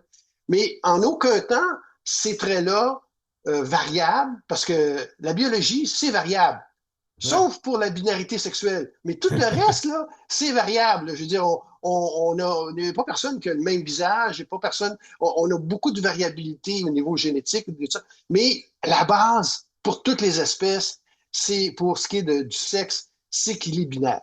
Alors, J'essaie de alors, trouver une façon Parce que moi, en fait, ce qui me surprend à chaque fois, évidemment, quand tu entends parler des gens de tout ça, ou tu regardes des débats sur les réseaux sociaux et whatever, c'est la passion qui vient et l'idée que aussitôt que tu prends le discours que tu viens de nous expliquer, que c'est automatiquement régressif ou fermé d'esprit ou rétrograde. Tu sais, si tout est variable et tout ça, pourquoi les gamètes ne seraient pas variables? Donc, en fait, ma question, c'est, y a-t-il déjà, en fait, tu y as déjà répondu finalement, il n'y a jamais eu des types de gamètes entre deux, un type de gamète qui est grosse mais qui flotte ou tu sais, whatever. Ça n'existe pas, ça. c'est l'anisogamie. D'un point de vue évolutif, c'est un système qui est extrêmement bien adapté. Pour le sperme, il est tout petit. Il y a pas grand-chose dans un sperme. Il y a juste une capacité de mouvement qui est importante chez l'humain, par exemple. Il est là, il bouge, il va vite, Il n'y il a veut pas se rendre le grand-chose. premier. Il n'y a pas Il veut se grand-chose. rendre C'est le... les, Non, c'est les non, hommes, non. là. C'est les hommes, là. On se calme un peu, là. Non, non, mais OK, il y a les Laisse-nous faire chromosomes, mais c'est à peu un près... moment l'alpha 2 secondes, là. Ouais, on pourrait, ouais, d'accord. mais pour l'œuf, qui n'est pas mobile, qui est beaucoup plus gros, ben l'œuf, lui, il doit offrir les ressources nutritives pour le développement de l'embryon et tout. Ça. Alors donc, l'évolution a fait que on a trouvé la façon la plus efficace pour le sperme de fertiliser l'œuf. Puis l'œuf est le plus accueillant possible pour le sperme pour pouvoir permettre le développement du zygote. Alors, c'est tout évolutif, cette affaire-là. Là. Je veux dire, on n'est pas dans le, on est dans la réalité. Alors, le problème, évidemment, de ce qui est anti-binaire, c'est que au lieu ils ont déconstruit la définition du sexe en la complexifiant de façon terrible. C'est-à-dire, alors que j'ai une belle explication là, qui est simple, qui est précise, là, on dit, oh non, non, non, mais c'est beaucoup plus compliqué que tu le penses. Je me suis fait dire que Ouais, c'est ça. sur les réseaux sociaux que j'avais un niveau de biologie de 8e année. Tu sais, là. Alors, donc, il faudrait que je retourne à l'école, mais il a pas vu que j'étais prof en bio. Là. C'est Mais ça. alors, donc, mais tu sais, ce genre de. Et c'est très. On m'envoie des vidéos, par exemple, là, des poissons clowns. On dit, garde, Oui, oui, oui, toi, oui. t'es spécialiste des poissons, puis tu sais même pas que les poissons clowns ne sont pas binaires. Il dit, comment ça, ils sont pas binaires? Mais c'est un hermaphrodisme, c'est-à-dire qu'ils sont mâles, commencent mâles, puis ils finissent femelles. Ah, ben, c'est fantastique. Il y a combien de gamètes dans Un, votre affaire? deux. C'est ça, c'est ça. Alors donc, tu sais, ça règle le problème, mais il faut le répéter. Puis ce genre de choses-là, Alors, ce qu'il a fait, puis là, je vais en venir au genre, là, brièvement là-dessus, c'est qu'il a fait qu'en créant cette définition horrible du sexe, à savoir que c'est pas binaire, c'est compliqué, puis il y a plein de sexes, ben on s'est dit, ben ça doit être sur un continuum. Là, on met tous ces caractères-là ensemble, là, fait un melting pot, là, puis essentiellement, tu as un continuum entre ce qui serait un mâle, puis une personne très féminisée ou très mâle, puis de fait, le sexe ben, d'une personne se situe à quelque part là-dessus. Parce qu'on Ouais. a tous des traits un peu différents, féminisés, masculinisés, parce que l'échelle est là, de sorte qu'on s'est dit, ben là, le sexe, c'est pas réel. Là. Je veux dire, dans le fond, c'est compliqué parce qu'on ne sait pas où est-ce qu'on se situe. C'est quoi la meilleure façon? Ben, c'est de demander à personne c'est quoi son sexe. Tadam, on tombe dans le genre. Alors, c'est-à-dire Ça. que on dit à la personne, ben, si tu veux savoir le sexe de François Chapelot, ben, tu lui demandes, parce qu'il ne sait pas. Il est à quelque part sur le continuum. Il n'y a pas de mâle, il n'y a pas de femelle. Alors donc, tu lui demandes. Alors donc, là, on tombe dans le genre. OK? Alors, le genre, ben, c'est ça. C'est une vision subjective de c'est un ressenti. L'identité de genre, c'est un ressenti par rapport à notre appartenance sexuelle, si on veut. Alors, puis ce ressenti-là n'est pas lié à ton sexe, donc ça peut être n'importe quoi. Alors, il y en a des centaines de milliers. En fait, théoriquement, il y a autant de genres que de personnes. Ben, Moi, c'est ça, personnellement, exactement. Tu sais, rendu là, quand j'ai- tu as l'identité de ouais. genre, tu as l'expression du genre et tu as le genre associé au sexe, whatever, rendu là, la combinaison de trois choses et plus, ça va donner des. C'est une combinaison unique finalement. Donc, c'est juste ton individualité, dans le fond, tu sais. Voilà. Alors, le genre, essentiellement, toute cette théorie, l'idéologie du genre, c'est de pousser vers un respect de l'individualité sans tenir compte du fait qu'il y a deux sexes. Ouais. On Alors, donc, enlève il y a un ça. sexe mâle, il y a un sexe femelle, et on dit que ben, de toute façon, tout se décide après la naissance, là, parce que c'est le côté social qui va dicter, alors que c'est faux. Je veux dire, nos traits morphologiques, nos traits physiologiques, nos comportements sont influencés par le sexe, Ouais. par notre sexe, en partie. Mais il y a aussi un effet environnemental. C'est sûr que on est une espèce qui vit dans la société, donc la Ah ouais, ben société a ouais. un impact sur nos comportements. Mais on peut pas simplement dissocier le sexe du comportement. C'est faux.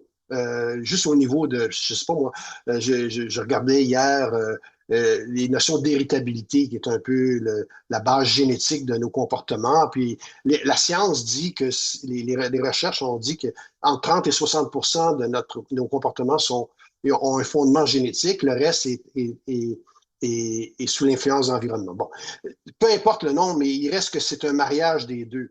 Alors donc, on ne peut pas nier ça. Alors donc, moi, j'en ai beaucoup contre cette vision qui fait qu'en sorte que le sexe devient une espèce de construction sociale parce qu'on n'a plus de traits qui permettent de définir qu'est-ce qui est un mâle et une femelle dans cette vision-là, alors que la réalité est que le sexe est ancré dans la biologie qui est très bien défini, puis qui a un impact sur tous les aspects de la vie d'une personne. Qu'est-ce que tu dirais si je te lançais, mettons, dans mon objectif de trouver une comparaison qui pourrait faire du sens s'il y a des gens qui sont mélangés, que ça m'est venu en tête pendant que je t'écoutais parler. Est-ce qu'on pourrait dire, mettons, un parallèle avec les couleurs, parce qu'il y a toute la question de leur drapeau arc-en-ciel, là, tous ceux ils cherchent finalement une couleur par genre, mais là, avec le temps, on se rend compte que ça leur prendrait 175 000 petites barres de différentes couleurs sur leur drapeau, tu sais. Mais est-ce qu'on pourrait dire que dans la nature, non, il y a une binarité, c'est-à-dire que s'il y a toutes les couleurs ou s'il n'y a aucune couleur, c'est blanc ou noir. Tu peux pas avoir, tu n'as pas différentes nuances de blanc, tu n'as pas différentes nuances de noir, tu as un blanc, tu as un noir, donc c'est binaire, mais mais tout le monde est gris, donc tout le monde est blanc ou noir, mais tout le monde est gris, c'est-à-dire un mélange de couleurs, et ton mélange de couleurs est unique à toi. Donc, dans le spectre infini des couleurs, c'est ton genre que tu veux. Mais malgré tout, à la base, t'es soit blanc, soit noir. Ça fait-tu... Ben, pas Ben, parfait, mais tu sais, ça OK, pourrait non, non, être une non. image, mettons, C'est après une image, et qui est tirée par les cheveux un peu, on s'entend, là, mais... ouais, ouais, ouais, parce que quand tu tombes dans le sigle LGBTQ+, là, il y a une partie qui est liée au sexe, parce que LGB, Non, non, mais mettons qu'on oublie Ah, on oublie ça, alors, on oublie leur truc. Moi, oui, je oui, parlais non, juste pour l'image générale. C'est quelqu'un qui comprend pas comment est-ce que le sexe peut être juste binaire si tout est un spectre, si tout est un continuum dans les chromosomes, dans non, oui, tu sais, ouais, tout est une combinaison de couleurs à toi. Tu choisis toute ta palette de couleurs comme tu veux, oui, oui, oui, oui, mais oui. ta fondation va être juste blanche ou juste C'est noire. ça. Tu C'est sais? ça. Oui, d'accord. Oui, ça pourrait aller. J'ai utilisé l'image une fois de l'idée. Je suis pas dans une vidéo avec je sais pas si je vais aller là, mais pour ce qui est de je dis, euh, par exemple, si on parle de l'automobile, une Ouais. automobile, bon, oui, une automobile, qu'est-ce que c'est? Si j'étais pour définir une automobile, je dirais, ben, c'est un véhicule à quatre roues motorisé qui sert à transporter trois ou quatre personnes. Alors, donc, ça, c'est une définition d'automobile. Mais avec la perspective du genre, si j'utilisais ça, je dirais, ben, dans leur idéologie, ils diraient une automobile, c'est toutes les marques qui existent, c'est toutes les mécaniques qui existent, il y a des électriques, il y a des ça. Donc, il n'y a pas de définition d'automobile, essentiellement, parce que c'est l'ensemble des choses. Ouais, Puis, ouais, ouais. encore plus loin, il irait peut-être dans, c'est l'ensemble de tous les pneus, de tous les tambours qu'on retrouve. Alors, c'est ça. Alors, au lieu de, parce qu'ils ne veulent pas parler de binarité. Je veux dire, les définitions de sexe qu'on a en ce moment, je pense à celles qu'on enseigne dans les écoles, jamais on va parler de reproduction. C'est incroyable. On parle de sexe ici, là. On ne parlera pas de reproduction. La définition du ministère de Et l'Éducation, là, le là, tu parles sexe, dans les cours d'éducation, là, au primaire, oui, oui, secondaire, oui, le lorsqu'on cours enseigne CCQ, le cours le nouveau CCQ. cours, OK? là. Alors, la définition du sexe, je te la lis. Catégorie qui répartit la population entre femmes et hommes à partir de caractéristiques physiologiques. Ça ne veut absolument rien dire.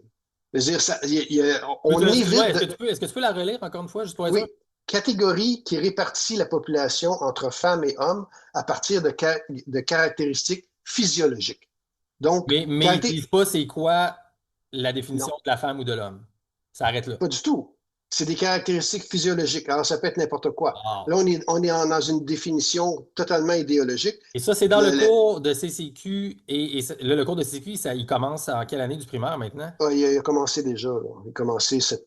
Ah non, mais c'est tout pendant 12 ans, là, cette affaire-là. Là. Ça C'est commence à la première primaire, année. secondaire, puis ça a été. C'est commencé depuis 2 ans, je pense. Fait que Alors ça donc veut dire que, on tu sais, est. dans 5 à 10 ans, tous nos jeunes gradués du secondaire et tout ça, pour eux autres, dans le fond, là, on tombe là-dedans. Là, on tombe qu'on forme une génération de jeunes. Ou est-ce que pour eux, le sexe, il n'y a pas d'association avec binarité, là? C'est ça. Il n'y a pas d'association avec la reproduction. Il n'y a Avec pas la reproduction. Ou d'association. même la binarité non plus, dans le fond. C'est ça. Parce que s'il avait fallu qu'il parle de reproduction, il aurait été obligé de parler de gamètes.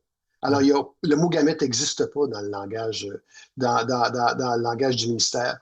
Mais pourtant, il me On semble est. que dans ce cours-là, en plus, un des objectifs, c'est justement de parler d'éducation à la sexualité. Donc, j'imagine qu'on parle de reproduction au fil de ce cours-là. Oui, bien sûr, on va pas. Si on va pas. En fait, oui, on parle de reproduction. Mais quand on parle on ne parlera pas que la résultante est un homme ou une femme. Ça va être une personne. Mhm. On a fait une analyse, ma conjointe et moi, de matériel qui est disponible pour les jeunes ou pour les enseignants. Je pense que c'est Stéréotype Plus ou en tout cas un matériel web. Plus, on a analysé une quinzaine de livres de classe au primaire et au début du secondaire. Et dans ces livres-là, on ne parle jamais de binarité sexuelle. En fait, on ne parle même pas de femme, de définition de femme, de définition d'homme. Wow. Alors donc, quand on parle de puberté, on dit pas de puberté mâle, la puberté femelle. On parle de la puberté des personnes. Et ça, Euh, il y avait eu un autre, là, je vais dire comité, mais c'est pas le bon mot. Il y avait eu des audiences aussi, il me semble, en réaction au. C'était-tu à une loi ou c'était par rapport au contenu, justement, du cours? OK. Tu sais de quoi Oui, je oui. parle? Il y a environ Oui, oui, six oui. mois, Je là, il y pense avait que eu des oui. Là. audiences. Avant le cours CCQ, Culture et citoyenneté québécoise, il y avait le cours ECR, qui était un cours de éducation, Ah oui, culture culture religieuse, oui. religieuse. Mais non. Puis ça a été mis à la porte. Ouais. Donc, ça a été abandonné pour être remplacé le cours CCQ. Mais je ne sais pas si c'est. Là, il y avait eu beaucoup d'interactions pour euh, abandonner le cours OCR, Ouais. essentiellement parce que c'était une banalisation de la religion. Là. Alors C'est donc, ça, c'est ça. mais Non, non, c'est un bon point. En fait, il y a eu cette grosse transition-là qui a été un gros débat social, mais c'était plus par rapport, c'est ça, à la religion et tout ça. Mais après ça, non, c'était par rapport, c'était peut-être plus par rapport à un projet de loi où est-ce qu'il y avait eu des audiences et il y avait eu certaines personnes qui parlaient justement du matériel scolaire et tout ça dans ces audiences-là. Mais bref, c'était juste si OK. jamais ça t'avait marqué, là. Ouais. J'aurais une question, en fait. À moi, y avait-tu Oui. quelque chose où est-ce que tu étais en train de finir un point ou ça va? Non, non, non, ça va. Oui. J'ai une question par rapport au genre, parce que là, tu viens Oui. de parler, bon, tu sais, le genre subjectif et tout ça, mais est-ce qu'il y a une façon, pas une façon, là, mais est-ce qu'il y a une certaine corrélation ou causalité dans la littérature scientifique entre le genre classique et le sexe?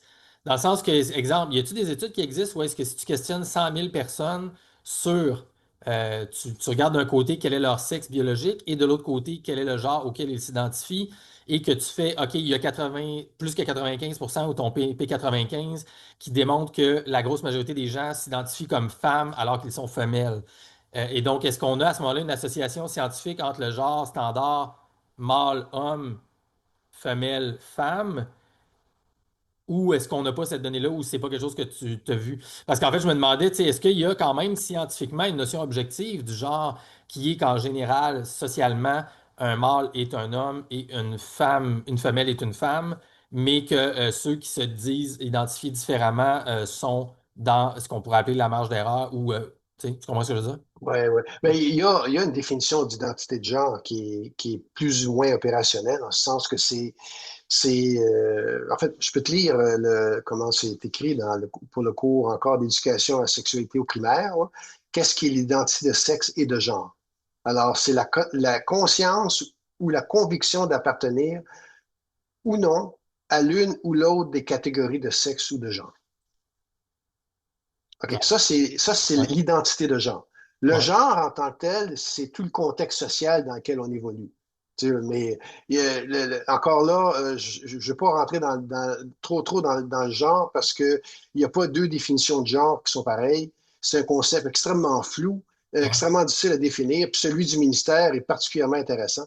En fait, il n'est pas intéressant, il n'y a pas d'allure, là, mais le mot genre, on le définit comme un processus social et historique de différenciation et de hiérarchisation des femmes et des hommes, ainsi que du féminin et du masculin. Là, je ne vais pas aller plus loin parce que là, on est rendu à définir le genre comme un processus, c'est-à-dire quelque chose qui est actif, puis un processus de hiérarchisation. Ouais, Donc, c'est on est en ça. train de dire aux jeunes que, ben là, attends, là, les hommes sont supérieurs aux femmes. C'est ça. Ouais, ou Alors, dans les hommes, il y a des plus hommes puis il y a des moins c'est hommes. ça. Fait que là, la Mais question des mâles alpha est bonne finalement, là. c'est pas la définition que tu vas retrouver dans d'autres ministères, dans d'autres documents du ministère. Alors, le genre, pour moi, c'est un concept extrêmement flou. L'identité de genre, ben, comme qualité, comme qualificatif, je dirais que c'est subjectif, fluide, ça peut changer n'importe quand, puis c'est lié à un ressenti. OK? Alors que le sexe, c'est objectif, universel, vérifiable. Alors donc, vous voyez la distinction entre les deux d'un point de vue. Alors, mixer les deux qu'on est maintenant au Québec, la possibilité de s'identifier, que l'identifiant sexe soit un amalgame entre le sexe et le genre, ça ne fait aucun sens. Ça veut dire que, essentiellement, l'identifiant sexe nous dit un mensonge, parce que c'est possible que ce soit n'importe quoi. Alors donc, c'est pour ça qu'on a un X maintenant. Il n'y a pas de sexe X. Ça n'existe pas. Il n'y a pas de sexe non binaire. Tout le monde a un sexe. C'est un genre non binaire. Alors, l'idée ici, c'est d'essayer de faire le ménage dans cette terminologie-là. Et c'est très difficile à débattre comme ça, parce que les gens sont très campés. Mais là, on a eu récemment le comité de sages dans ses suggestions, parce qu'il n'a pas fait de recommandations comme telles, ce qui nous a un peu déçus, mais qui n'était pas vraiment étonnant, là, a suggéré fortement de distinguer sexe et genre partout. Alors, c'est un pas dans la bonne direction, je dirais. Malheureusement, le comité n'a pas osé mettre une définition du sexe binaire. Alors, j'aurais aimé que ça soit fait. Il nous a présenté la définition que je t'ai lue du sexe, plus une autre qui est dans un autre document, mais fédéral, celui-là, qui encore va mettre les personnes intersexes comme étant possiblement des représentants de la variabilité extra-binaire, là. Alors, donc, c'est ce qui est faux, parce que les personnes intersexes sont foncièrement des hommes ou des femmes parce qu'elles vont produire, si elles sont fertiles, des gamètes mâles ou femelles. Et Ça vaut la si, peine de faire cette parenthèse-là parce que tantôt, on l'a pas non, c'est ça. finalement. Donc, Et c'est un si, gros cas, là, le cas des intersexes, là, en fait. Ouais. oui, c'est ça. Et si dans certains des cas, ça devient extrêmement difficile. Ils ne produisent pas de gamètes. Ben, il y a d'autres marqueurs sexuels. Tu en as parlé tout à l'heure. Par exemple, là, ben, ils ne produisent pas de gamètes, mais on va aller voir quels chromosomes ils ont, quels sont les organes internes qu'ils ont, etc., pour définir de quel sexe ils appartiennent. Puis peut-être que pour certains individus, ça va être tellement compliqué qu'on ne sait pas. L'idée, c'est qu'il n'y a pas de troisième sexe. Il y a pas, Ouais. puis l'absence de gamètes n'implique pas qu'on ne peut pas définir le sexe. Ou qu'il y a une nouvelle gamète. C'est l'absence de ça, c'est pas une nouvelle gamète, c'est C'est ça. ça, là. Exact. C'est ça. Exact. Donc, en fait, tous les cas intersexes, sauf un infime pourcentage qui serait indéterminable, finalement, au bout de leur vie. Et là, ça, c'est l'autre point aussi que je pense qui est important. Puis tout le monde se rappellera du cas de la boxeuse Iman Khalif, là, je dis Oui, boxeuse, mais en fait le boxeur, finalement, cette personne-là, était, dans le fond, intersexe lorsqu'elle est née. Difficulté d'identifier le truc, mais finalement, dans sa croissance et tout ça, on s'est rendu compte que elle avait développé finalement les caractéristiques d'un homme, donc elle produisait des petites gamètes. Euh, et donc, il y a des gens dans la catégorie intersexe, c'est ça que je voulais dire, en fait, qui on va vraiment à ce moment-là, parce qu'il y a toute la notion défendue par les activistes du genre, là, si on veut, de la théorie du genre, qu'on on dicte le sexe à la naissance, qu'on l'assigne, et de l'autre côté, les gens en phase avec la biologie du sexe binaire disent non, non, on le constate. Donc, c'est une observation directe, donc c'est un constat. On n'impose pas le sexe à un nouveau-né du tout, c'est constaté. Ça fait partie de sa nature, de son être. Mais dans un certain mini pourcentage des personnes intersexes, c'est difficile des fois de voir un petit peu parce qu'il y a un mélange peut-être au niveau des organes, du développement et tout ça. Et là, on peut peut-être assigner un certain sexe avec la collaboration des parents, mais dans la croissance, la maturité de la personne, ça va se préciser et le type de gamète finalement décédera, j'imagine. Est-ce que ça ressemble un petit peu à ça ou j'ai oui, oui, oui. complètement mélangé? Tu parles d'Iman Khalif. Effectivement, il est né, Et quand puis ils oui, l'ont là, mais c'est juste observé. en général la notion que parfois on doit assigner un certain sexe aussi. Ben, en fait, OK, il y a 99,98% des cas, le sexe constaté à la naissance correspond au sexe véritable C'est ça, qui a c'est ça. été décidé lors de la conception. Dans le 0,02% des cas, c'est des erreurs d'identification. Iman Khelif, il ressemblait à une fille. Les organes sexuels externes ressemblaient à une fille. En fait, c'est Ouais, parce qu'il y avait un trou. Le trou n'était pas un vagin, c'était un pseudo-vagin, c'était une ouais. poche fermée. Alors donc, il ressemblait à une fille. Alors, on l'a identifié fille. On l'a élevé fille.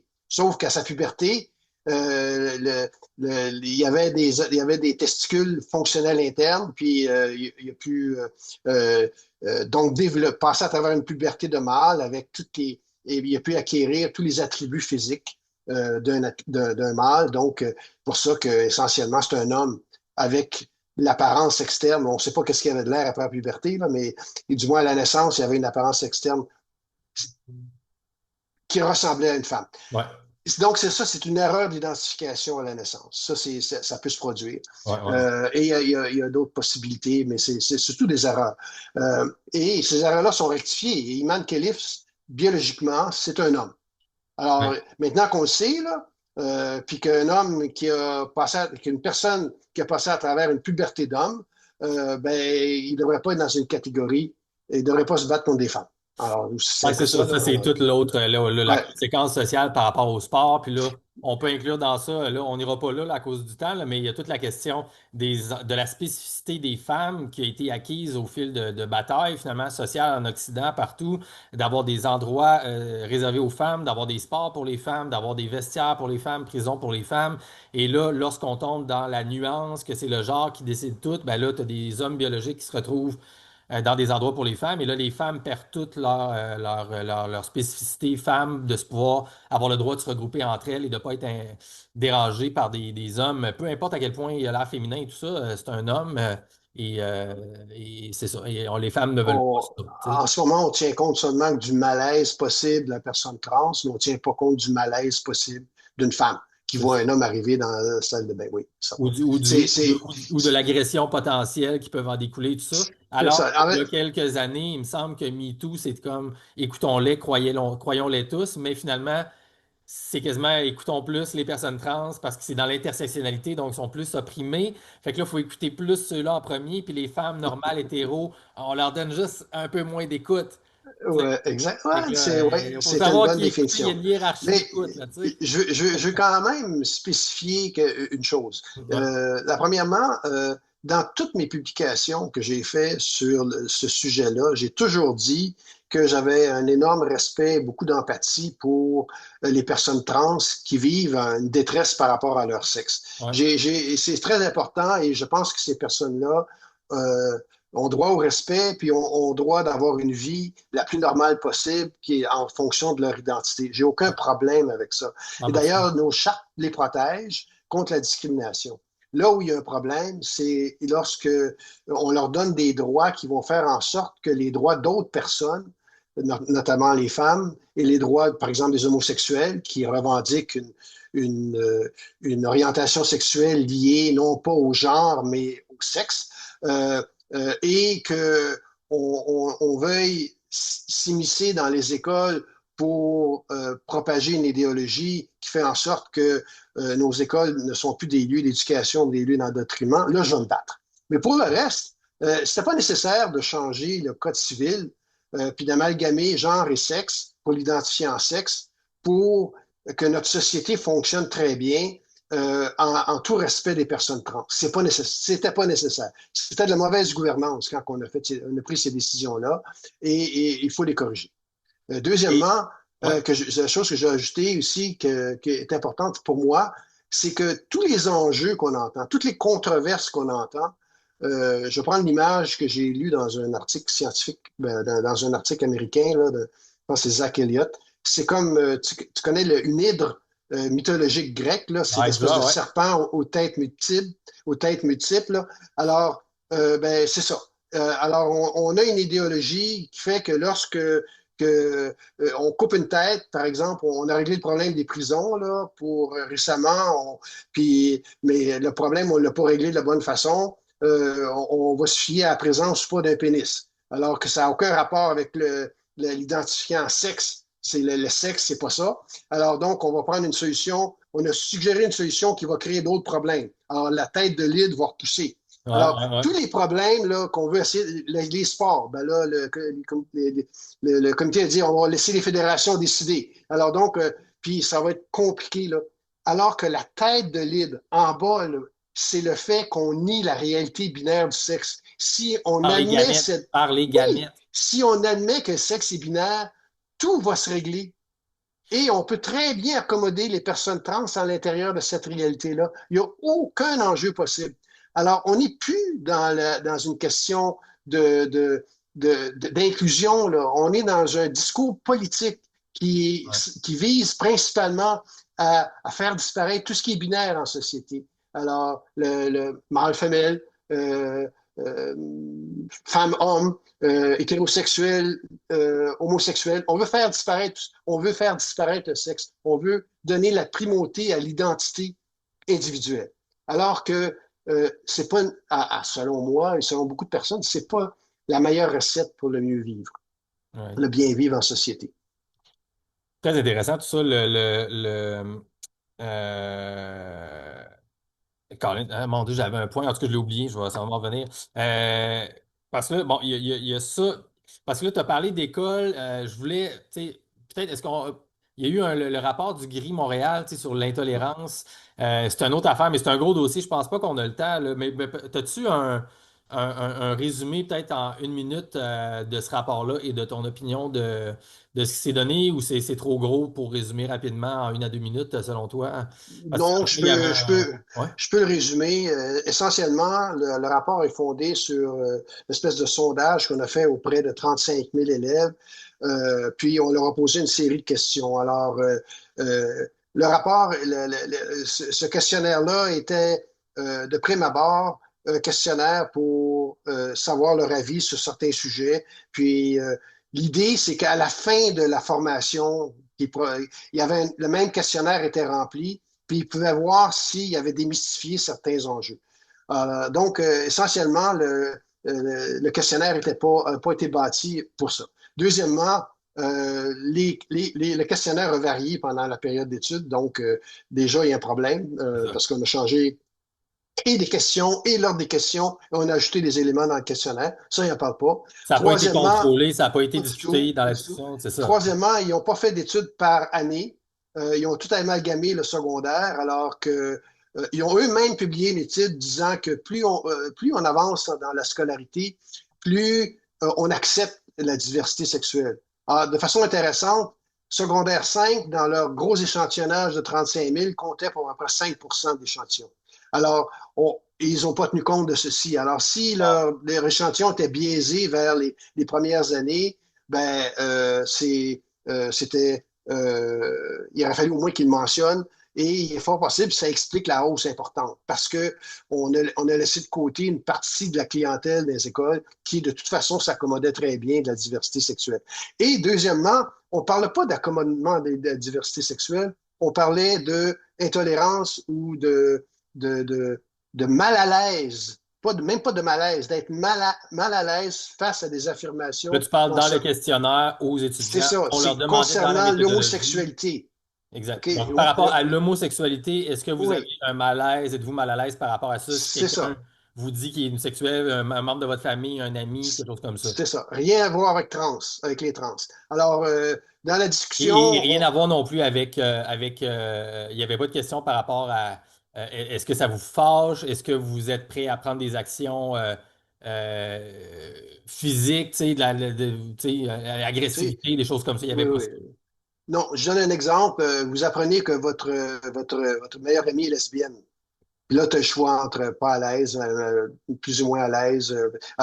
Mais là, je veux dire, essentiellement, pour quelqu'un en 2024 qui se fait dire que son amie est lesbienne, est-ce qu'il va dire est-ce que c'est la même chose qu'en 2019? Est-ce que sa perception, est-ce qu'il va être plus à l'aise ou moins à l'aise? Euh, Est-ce qu'il va être moins gêné de dire qu'il est mal à l'aise? Alors, donc, il y a plein de facteurs qui rentrent en ligne de compte. Puis l'étude en tant que telle, quand on lit les conclusions n'avaient aucun rapport avec l'étude. On a parlé de masculinisme, on C'est a ça. parlé des médias qui étaient horribles, on a parlé de plein de choses, sauf de parler de l'impact possible de la religion, l'impact possible en fait, les vrais résultats qui sont sortis du sondage. Alors, l'outil en tant que tel et quand on le compare avec la dernière étude qu'ils avaient faite, où c'était vraiment sur l'homosexualité, là, on est rendu, puis on est ailleurs, on est dans l'outil de propagande, on n'est plus dans l'étude scientifique. Il n'y a rien de scientifique Ça là-dedans. a fait quand même un gros boom médiatique, là, c'est ça. Puis je sais que tu avais Oui, été demandé en entrevue à Cube Radio, je pense, avec Mme Durocher, justement là-dessus, tu sais, puis ça a été repris beaucoup par les médias, comme de quoi que les jeunes sont de plus en plus intolérants, etc. Mais vraiment, le gros bout que tu as dit, c'est que dans la discussion, dans l'analyse des résultats, dans le fond, il parle d'intolérance, de médias, de masculinisme, mais ça reflète aucunement la méthodologie de l'étude. Il n'y avait pas de questions par rapport à ça. Donc, on est dans une discussion finalement qui sort des Ben, trucs dans le chapeau, tu sais, mais ouais, sans que ce soit basé sur les données finalement. ouais. Ben, ils ont fait la conférence de presse Oui. à propos du rapport, puis ils ont sorti le rapport 2 semaines plus tard. Mais ça n'a pas empêché des journalistes d'écrire des articles à propos des trans, puis de l'intolérance, puis tout ça, avant même de lire le rapport. Ouais, Alors là, mais moi, malgré tout, s'ils ont fait une conférence, j'ai pas écouté la conférence, faut dire, mais tu sais, s'ils ont dit leur conclusion telle quelle, c'est irresponsable scientifiquement, de toute façon, d'avoir fait la promotion de ces conclusions-là, si c'est même pas basé sur les données de leur étude, tu sais. c'est Fait qu'il ça. aurait Alors, pas il aurait pas dû diffuser ouais. ça publiquement comme type de conclusion. Donc, Alors, ça je dis revient pas à que. ça revient à notre Ouais. discussion de tout à l'heure sur la question des études des journaux, mais oui, excuse-moi, tu allais dire? Non, non, la problématique, c'est que euh, comme c'est un rapport qui provient d'un organisme dont le rôle est de s'assurer de l'acceptation de la diversité sexuelle dans les écoles, puis qu'ils nous sortent des données qui suggèrent que c'est un échec total, mais là, puis c'est rendu des industries, là, c'est des compagnies, là, ces histoires-là, avec des budgets d'1 million, 2 millions. Les autres sont en quête de subventions. Alors, c'est stratégique, leur affaire.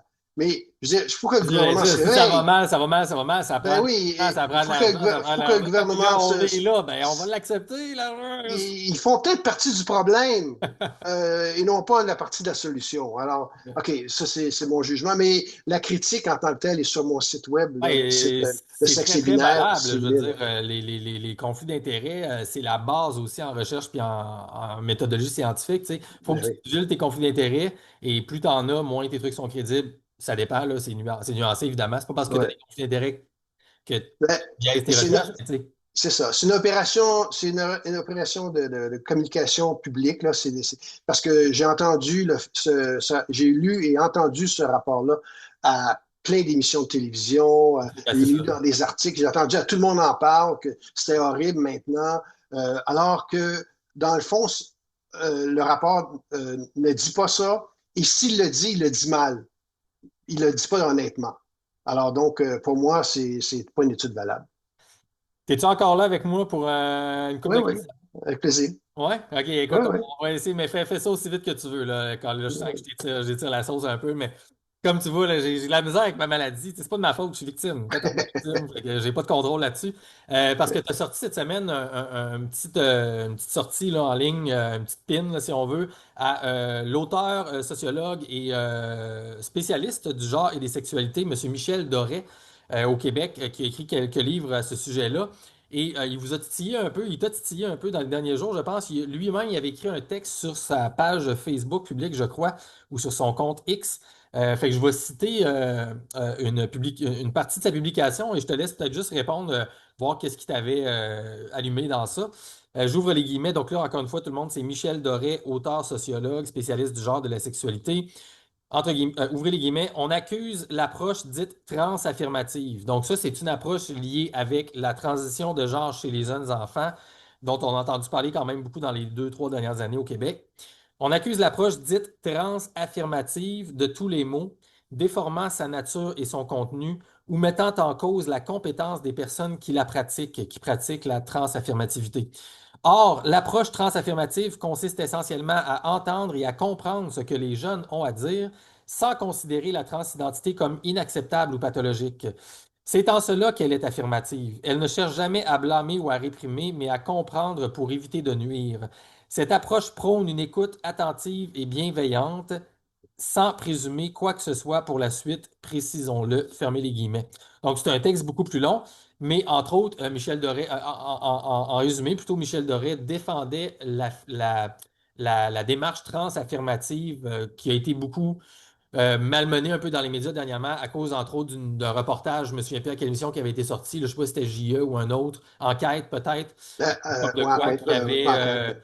On était rapide un peu sur le donnage de prise d'hormones pour des jeunes de 14, 15, 16 ans avant même qu'ils soient immatures et qu'on les dirigeait dans un pipeline vers la transition de genre et aussi qu'il y avait une forme de contagion sociale du phénomène.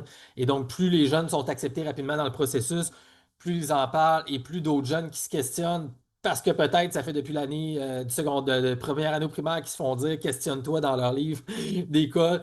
Et là, finalement, il y a comme une espèce de contagion là-dessus. Donc, comment tu avais réagi à ça? Et qu'est-ce que tu disais à M. Doré, Monsieur Doré par rapport à sa défense de l'affirmation, de la transaffirmation? OK, j'ai réagi à son texte, ce texte-là, mais surtout au troisième paragraphe de son texte qui parlait du sexe. Alors, Et- donc c'est ça.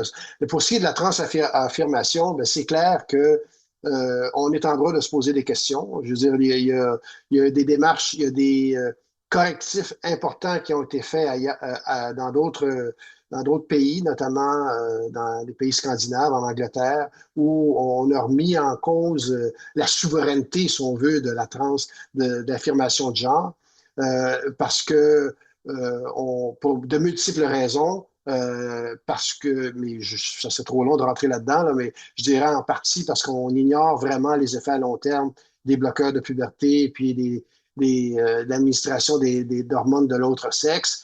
Aussi parce que la gestion de tout ça a été faite de façon euh, un peu bancale. Alors donc, c'est un peu compliqué. Troisièmement,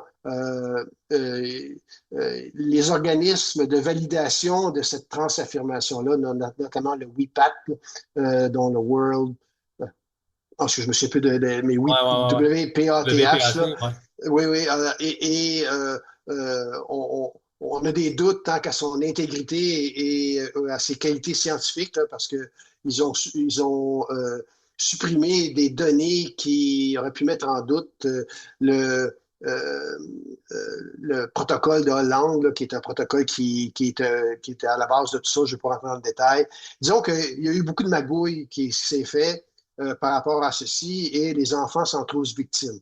Je pense que ce que M. Doré dit dans son texte, ben, personne ne peut être contre. Là, quand tu parles de la Ben, c'est ça. vertu, on a l'impression que tout est beau, tout est fantastique, tout est extraordinaire, mais à peu près à chaque phrase, il y a une petite nuance à apporter.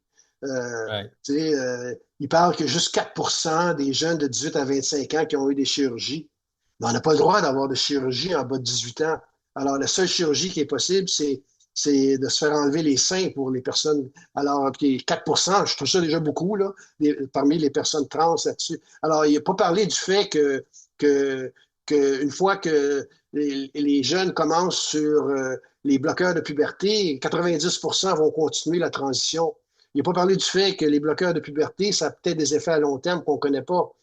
Puis on sait qu'il y en a des effets à moins court terme. Il n'a pas parlé de la perte de stérilité des jeunes s'ils embarquent dans un traitement d'hormones de l'autre sexe. Il n'a pas mentionné que toutes ces choses-là font en sorte qu'on essaie, pour moi, c'est ça, c'est là, je tombe dans mon appréciation, Ouais. qu'on essaie on modifie le corps de quelqu'un dans le but de l'aligner avec une pensée, avec un état psychologique. Alors, je ne comprends pas comment la médecine peut accepter de mutiler un corps sain de n'importe quel âge pour solutionner un problème psychologique. Il doit y avoir d'autres solutions et il faut examiner les comorbidités qui sont possibles, c'est-à-dire il y a une raison pour laquelle une jeune fille veut changer de sexe, c'est peut-être parce qu'elle est mal à l'aise dans son sexe. Pourquoi elle est mal à l'aise dans son sexe? C'est là qu'il faut essayer de trouver les solutions. Alors, il y a plein de questions. Alors, son texte est, mielleux, tout est beau, tout va bien au Québec, il n'y a pas de danger, alors que partout, ça bouillonne en ce moment associé avec ça. Il y a un fond de vrai dans ce qui se fait ailleurs. OK? Puis évidemment, le paragraphe qui m'intéressait le plus, parce que c'était le paragraphe qu'il a mentionné que on parle de plus en plus de binarité. Là. On sait que ça vient des États-Unis puis de Donald Trump. Oui, c'est vrai, Alors c'est là, vrai. évidemment, il vient toucher un point. Trump n'a rien à voir. Le président Trump a effectivement fait un décret qui euh, euh, validait ou qui imposait le sexe binaire. C'est pas une révolution qu'il a fait, là. Il a simplement réitéré la réalité du monde vivant. Alors donc, en ce sens que je dirais que ce décret-là, c'est bien qu'il l'ait fait la première journée parce que, à mon humble avis, ça fait partie un peu de, de, de la raison pourquoi il a gagné, là, en ce sens que Oh, oui, il c'est un voulait petit combat, là.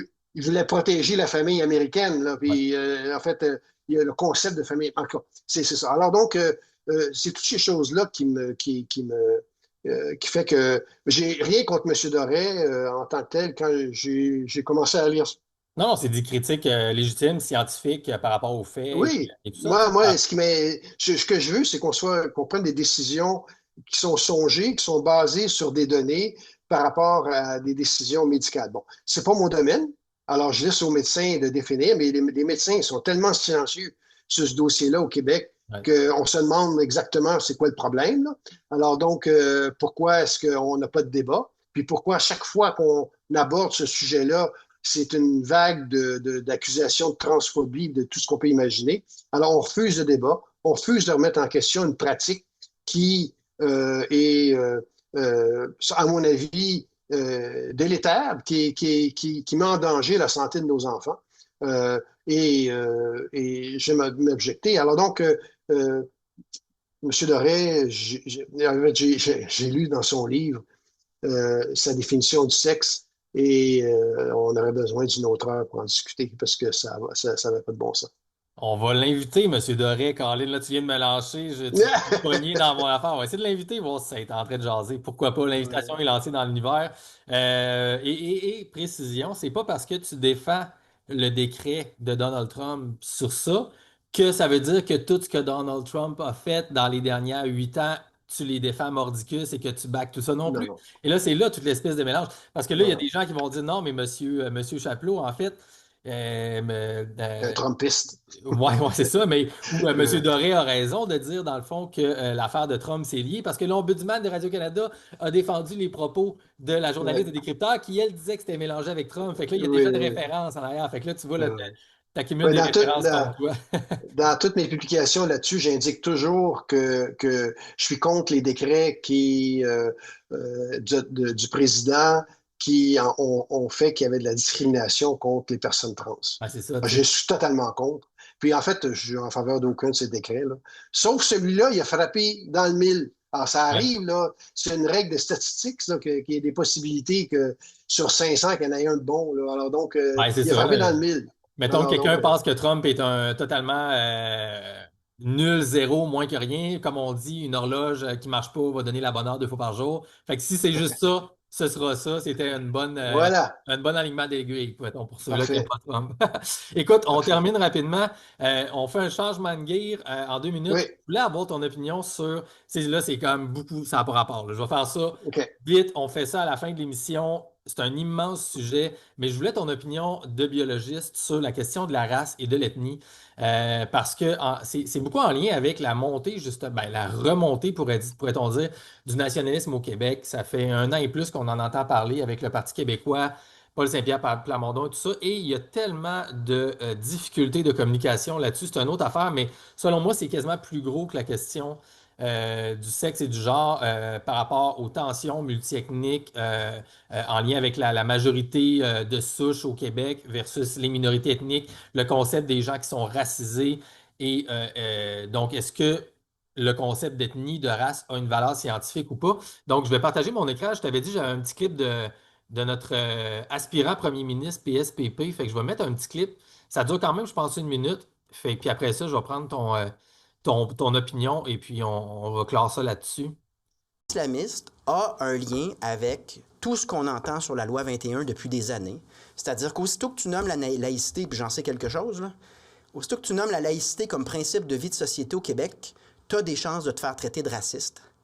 Il y a une mouvance anti-loi 21 qui est très agressive et qui explique la peur d'agir de tout le monde. Là. Quand vous avez là, des professeurs, des gestionnaires, des directrices de centres de services scolaires, des ministres, des sous-ministres, puis personne ne fait rien pendant des années, c'est parce qu'ils ont peur de discuter de ces choses-là, de peur d'être aux prises à défendre qu'ils ne sont pas racistes alors que ça n'a rien à voir avec les races. En passant, là, le concept de race n'a aucune validité. Là. On est ici devant des modèles de société. Est-ce que l'école est un lieu pour endoctriner sur le plan religieux? La réponse, c'est non, et c'est une volonté démocratique claire des Québécois. Fait Oui, que, oui. bon, ben, on fait une espèce de montage un peu croche à l'écran, là. Je vais probablement laisser ça ici parce que j'ai fait du Gab Maçon de moi-même. J'ai oublié de mettre l'enregistrement on vient juste de terminer 10-15 minutes sur le segment de PSPP que vous venez de voir à l'instant. Donc, on va faire ça très résumé, mais vous n'aurez pas droit aux belles explications que j'ai eues pendant les dernières 10 minutes. Mais François Chapelot, bref, donc ma question était, suite à la déclaration de Paul Saint-Pierre Plamondon, il dit le concept de race, selon lui, n'existe pas, n'est pas utile. Qu'est-ce que tu penses de ça en tant que biologiste de ton côté? Je suis assez d'accord avec lui. D'un point de vue biologique, le concept de race, ça fait plutôt référence à des populations. Puis, ce que j'aimerais peut-être expliquer, ben, je le fais d'ailleurs je l'ai fait dans un de mes cours de biologie de première année, où j'ai expliqué un peu l'évolution de la couleur de la peau chez les humains. Et c'est relativement simple. Et ça explique pourquoi il y a plusieurs teintes de peau chez les humains. Il faut retourner il y a assez longtemps, il y a peut-être au-delà de 2 millions d'années, alors que la plupart des espèces humaines vivaient en forêt. Il y a eu une période géologique qui a fait en sorte que climatique aussi, qui a fait en sorte que la savane s'est créée en Afrique et certaines populations humaines se sont adaptées à la savane. Et ça voulait dire qu'ils sortaient de la forêt pour être actifs à la savane, notamment, on a pu noter des améliorations au niveau de la course à pied, par exemple, des choses comme ça. Mais en même temps, ça a eu un impact sur la thermorégulation de ces espèces-là. On ne parle pas ici d'Homo sapiens, notre espèce. On parle d'une espèce ancestrale, Homo sapiens, et chez cette espèce-là, essentiellement, ce qu'on a observé ou ce qu'on a pu définir par la biologie moléculaire en particulier, c'est qu'il y a eu il y aurait eu à cette époque-là un passage de donc un mode de vie en forêt, un mode de vie en plaine, un mode de vie plus actif, et ceci a fait en sorte qu'ils ont évolué une thermorégulation plus efficace. Cette thermorégulation plus efficace était liée à une augmentation des glandes sudoripares. Et les glandes sudoripares, c'est ce qu'on a sur tout le corps. Quand on a chaud, on sue. Chez les espèces qui vivaient en forêt, ils étaient complètement velus et ils n'avaient pas beaucoup de glandes sudoripares comme telles, parce qu'il n'y en avait pas tellement de besoin. Mais chez les espèces en milieu ouvert, les glandes sudoripares sont devenues très abondantes. Et en même temps qu'elles sont devenues abondantes, euh, le corps humain a perdu son poil, parce que la perte du poil a fait favoriser l'évapotranspiration et de sorte que la peau nue est beaucoup plus efficace pour perdre la chaleur. Alors, mais ce faisant, la peau qui était sous la fourrure était probablement rose, mais ce faisant, la peau est devenue noire parce que la couleur noire, la mélanine, protège la peau des rayons ultraviolets, notamment en ce qui a trait à la perte d'acide folique, qui est une vitamine extrêmement importante à la naissance ou pendant que les femmes sont enceintes. Alors donc, c'est un critère important et on pense que les populations qui avaient donc cette peau plus foncée-là, ça s'est fait graduellement, mais les populations qui avaient une peau plus foncée sont devenues plus abondantes et ont donc formé la majorité de cette population humaine qui vivait d'espèces humaines qui vivaient en Afrique. Bon, Ouais, ouais. ce trait-là s'est transmis aux autres espèces qui vivaient en Afrique. À une certaine époque, il y avait 7 espèces humaines qui vivaient ensemble. Mais je pense qu'il y a 2 millions d'années. Alors, il y en avait un peu moins, évidemment, plus récemment.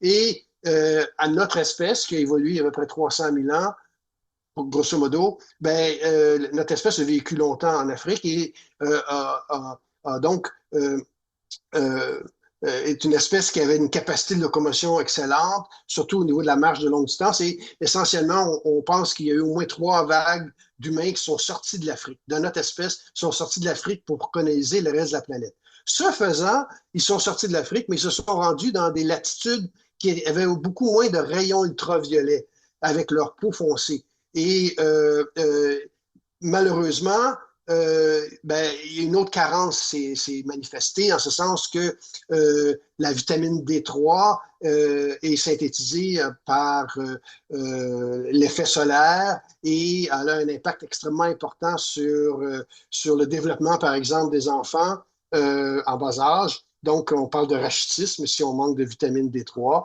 mais aussi sur d'autres facteurs. On commence à mieux comprendre la vitamine D3, mais son importance pour le bien-être humain est indéniable. Et Le système immunitaire aussi, essentiellement, je pense, ouais. Oui, c'est ça.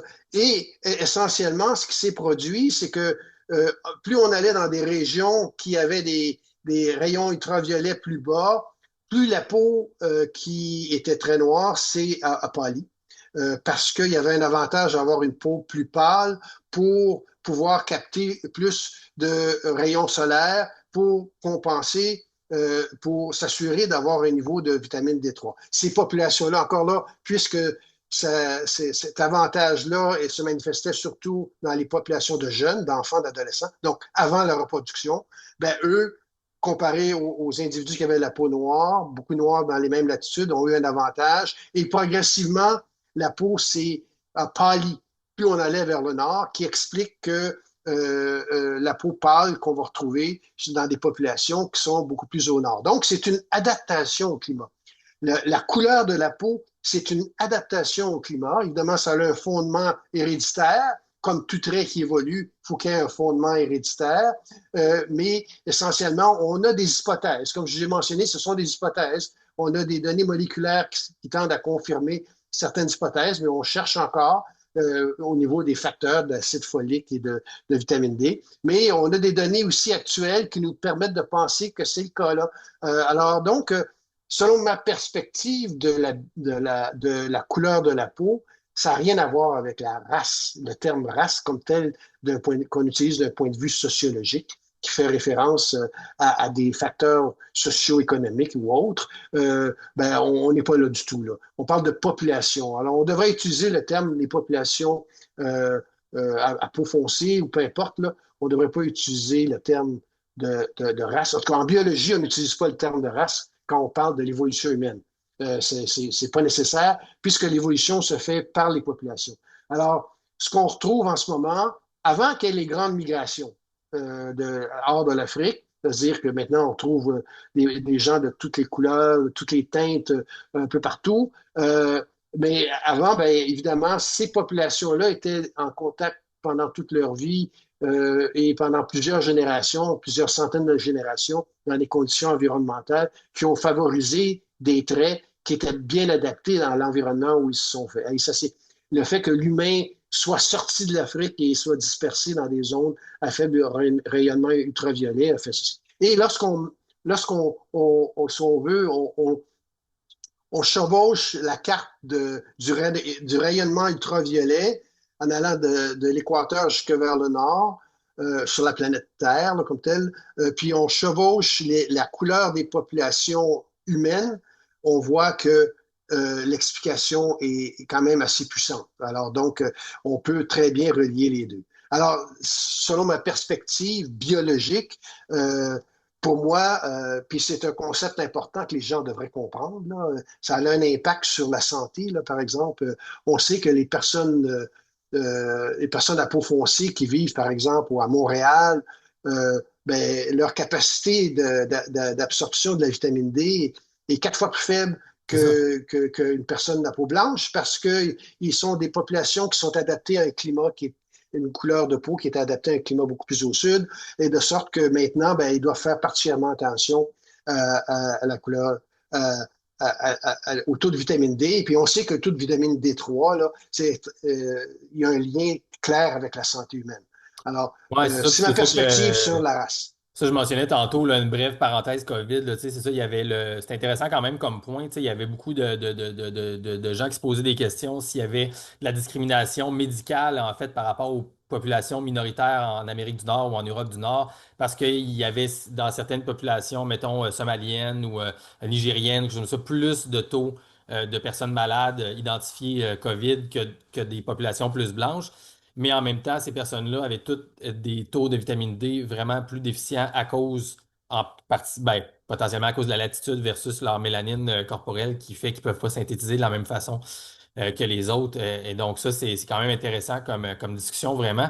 C'est là que je trouve ça fascinant. En fait, j'adore l'explication. Tu sais, c'est pour ça que moi, quand je discutais avec un Renzel sur Instagram rapidement la semaine passée, qui est un activiste slash humoriste sur la question du racisme systémique, moi, j'étais curieux, en fait, de voir s'il y avait une association entre le concept de race, la pigmentation et le territoire géographique, tu sais, national, mais pas national nécessairement en termes de frontières, parce que oui, il y a des frontières humaines qui sont artificielles. Tu sais, genre la frontière du Canada, c'est une ligne droite, c'est clair, c'est des hommes qui ont fait ça, tu sais, mais souvent, les pays, les nations sont associés avec des frontières quand même naturelles, que ce soit des montagnes, des grands cours d'eau, un océan, quelque chose comme ça, puis les populations aux mêmes pigmentations vont se tenir sur un même territoire.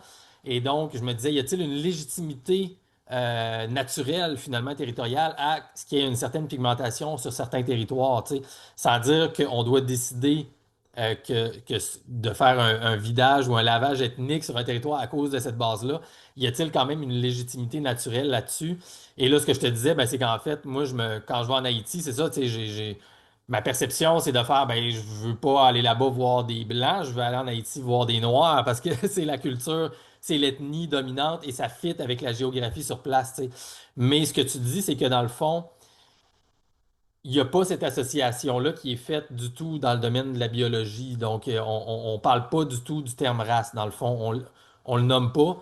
Mais le terme de pigmentation est quand même réel, a sa place. Est-ce qu'il y a une association? Ben oui, tu viens de le dire, dans le fond, quand on met les maps, il y a une association territoriale de latitude et tout ça, tu sais. Fait est-ce qu'il faudrait utiliser, est-ce que c'est assez, selon toi, le terme de pigmentation humaine, finalement? C'est ça le terme qu'on Oui, utilise? oui, ben, en fait, je dirais que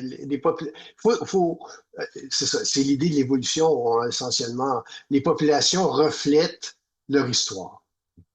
Et leur histoire, c'est pas juste l'histoire de ce qui s'est passé dans leur vie, c'est l'histoire de la population. Cette population-là a vécu dans des climats très chauds pendant très longtemps. Alors donc, ils se sont adaptés à ce climat-là, c'est tout.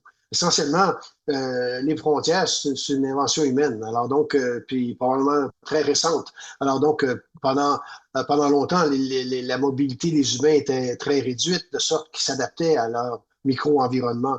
Alors, est-ce qu'on peut penser que des populations humaines sont limitées par une frontière artificielle? J'ai des doutes. Il faudrait que j'étudie les cartes. Peut-être sur des îles, il y aurait des phénomènes qu'on pourrait examiner plus attentivement. Des petites populations ont tendance peut-être à évoluer plus rapidement, vont favoriser certains gènes, puis peut-être que ça a un impact sur une teinte particulière de peau.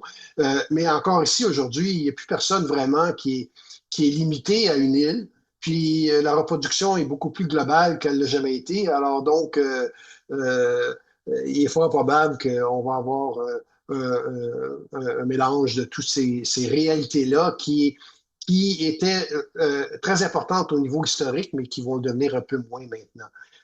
Sauf évidemment le fait que, et puis ça tu l'as dit, il est possible que les associés avec une couleur de peau, donc associés avec une histoire qui est propre à une population, qu'il y ait une prédisposition génétique pour d'autres maladies. Alors, donc, ça, c'est possible. Mais on peut pas on peut pas je me limiterai à ça comme biologiste, comme explication. Excellent, j'aime ça beaucoup. Et donc là, tu vas me limiter, incluant ça dans le temps aussi. On va clore l'épisode là-dessus. C'était vraiment fantastique, François Chapelot. Merci beaucoup. Je vais te transmettre mes excuses en direct avant de fermer pour le moment où est-ce que je n'ai pas starté l'enregistrement en bon québécois. Alors, on a précipité un petit peu la fin. Fait que merci d'avoir pris le temps de refaire des explications pour les auditeurs. Je suis sûr que c'est grandement apprécié. Et bien sûr, en terminant, ben, c'est vrai, je veux quand même te répéter ça parce que c'est important, puis je suis sûr qu'il y en a qui vont se joindre à moi pour te dire merci beaucoup pour ton combat public, qu'on te souhaite, on t'envoie de l'énergie en fait pour continuer parce qu'on a besoin de gens comme toi qui se battent quand même pour au moins avoir une certaine base de réalité scientifique dans nos institutions, tu sais, en allant de l'avant pour essayer de construire un monde qui est meilleur pour tout le monde. Fait que merci beaucoup pour ça. Et je te renvoie, je te nomine, moi, à mon premier gala Alpha Keb comme mâle alpha du Québec. Tu vas être dans mes 10 nominés certainement pour t'avoir tenu debout comme ça contre vent et marées dans ton domaine académique, ce qui n'est pas facile. Fait que merci beaucoup. Et en terminant, François Chapelot, juste répéter ton site web pour les gens qui veulent te suivre. Et je sais que tu as dit que tu allais continuer à prendre parole, surtout par rapport au sexe. Donc, dis-nous, rappelle-nous ton site web et c'est quoi ton plan pour les prochains mois? Mon site web est www.lesexetbinaire.com. Puis le plan pour les prochains mois, c'est de continuer à m'impliquer lorsque c'est nécessaire, surtout lorsque l'actualité l'exige. Excellent tout le monde. Alors, s'il vous plaît, rappelez à M. Chapelot que c'est nécessaire. Allez le suivre sur son profil X, sur son Facebook et visionnez surtout les 5 capsules Oui, disponibles sur sa chaîne YouTube ou via lesexséminaire.com. Et de mon côté, je vous dis merci d'avoir été là. N'oubliez pas tout le monde, l'objectif, c'est que j'arrête de faire des podcasts. Et donc, plus vous aimez, plus vous partagez, plus vous commentez, plus vite je vais être rassasié dans ma curiosité et je risque d'arrêter. Fait qu'on fait ça ensemble, tout le monde. Forcez-moi, s'il vous plaît, à arrêter. Je suis plus capable. Salut tout le monde. Merci encore. merci Gab. Merci.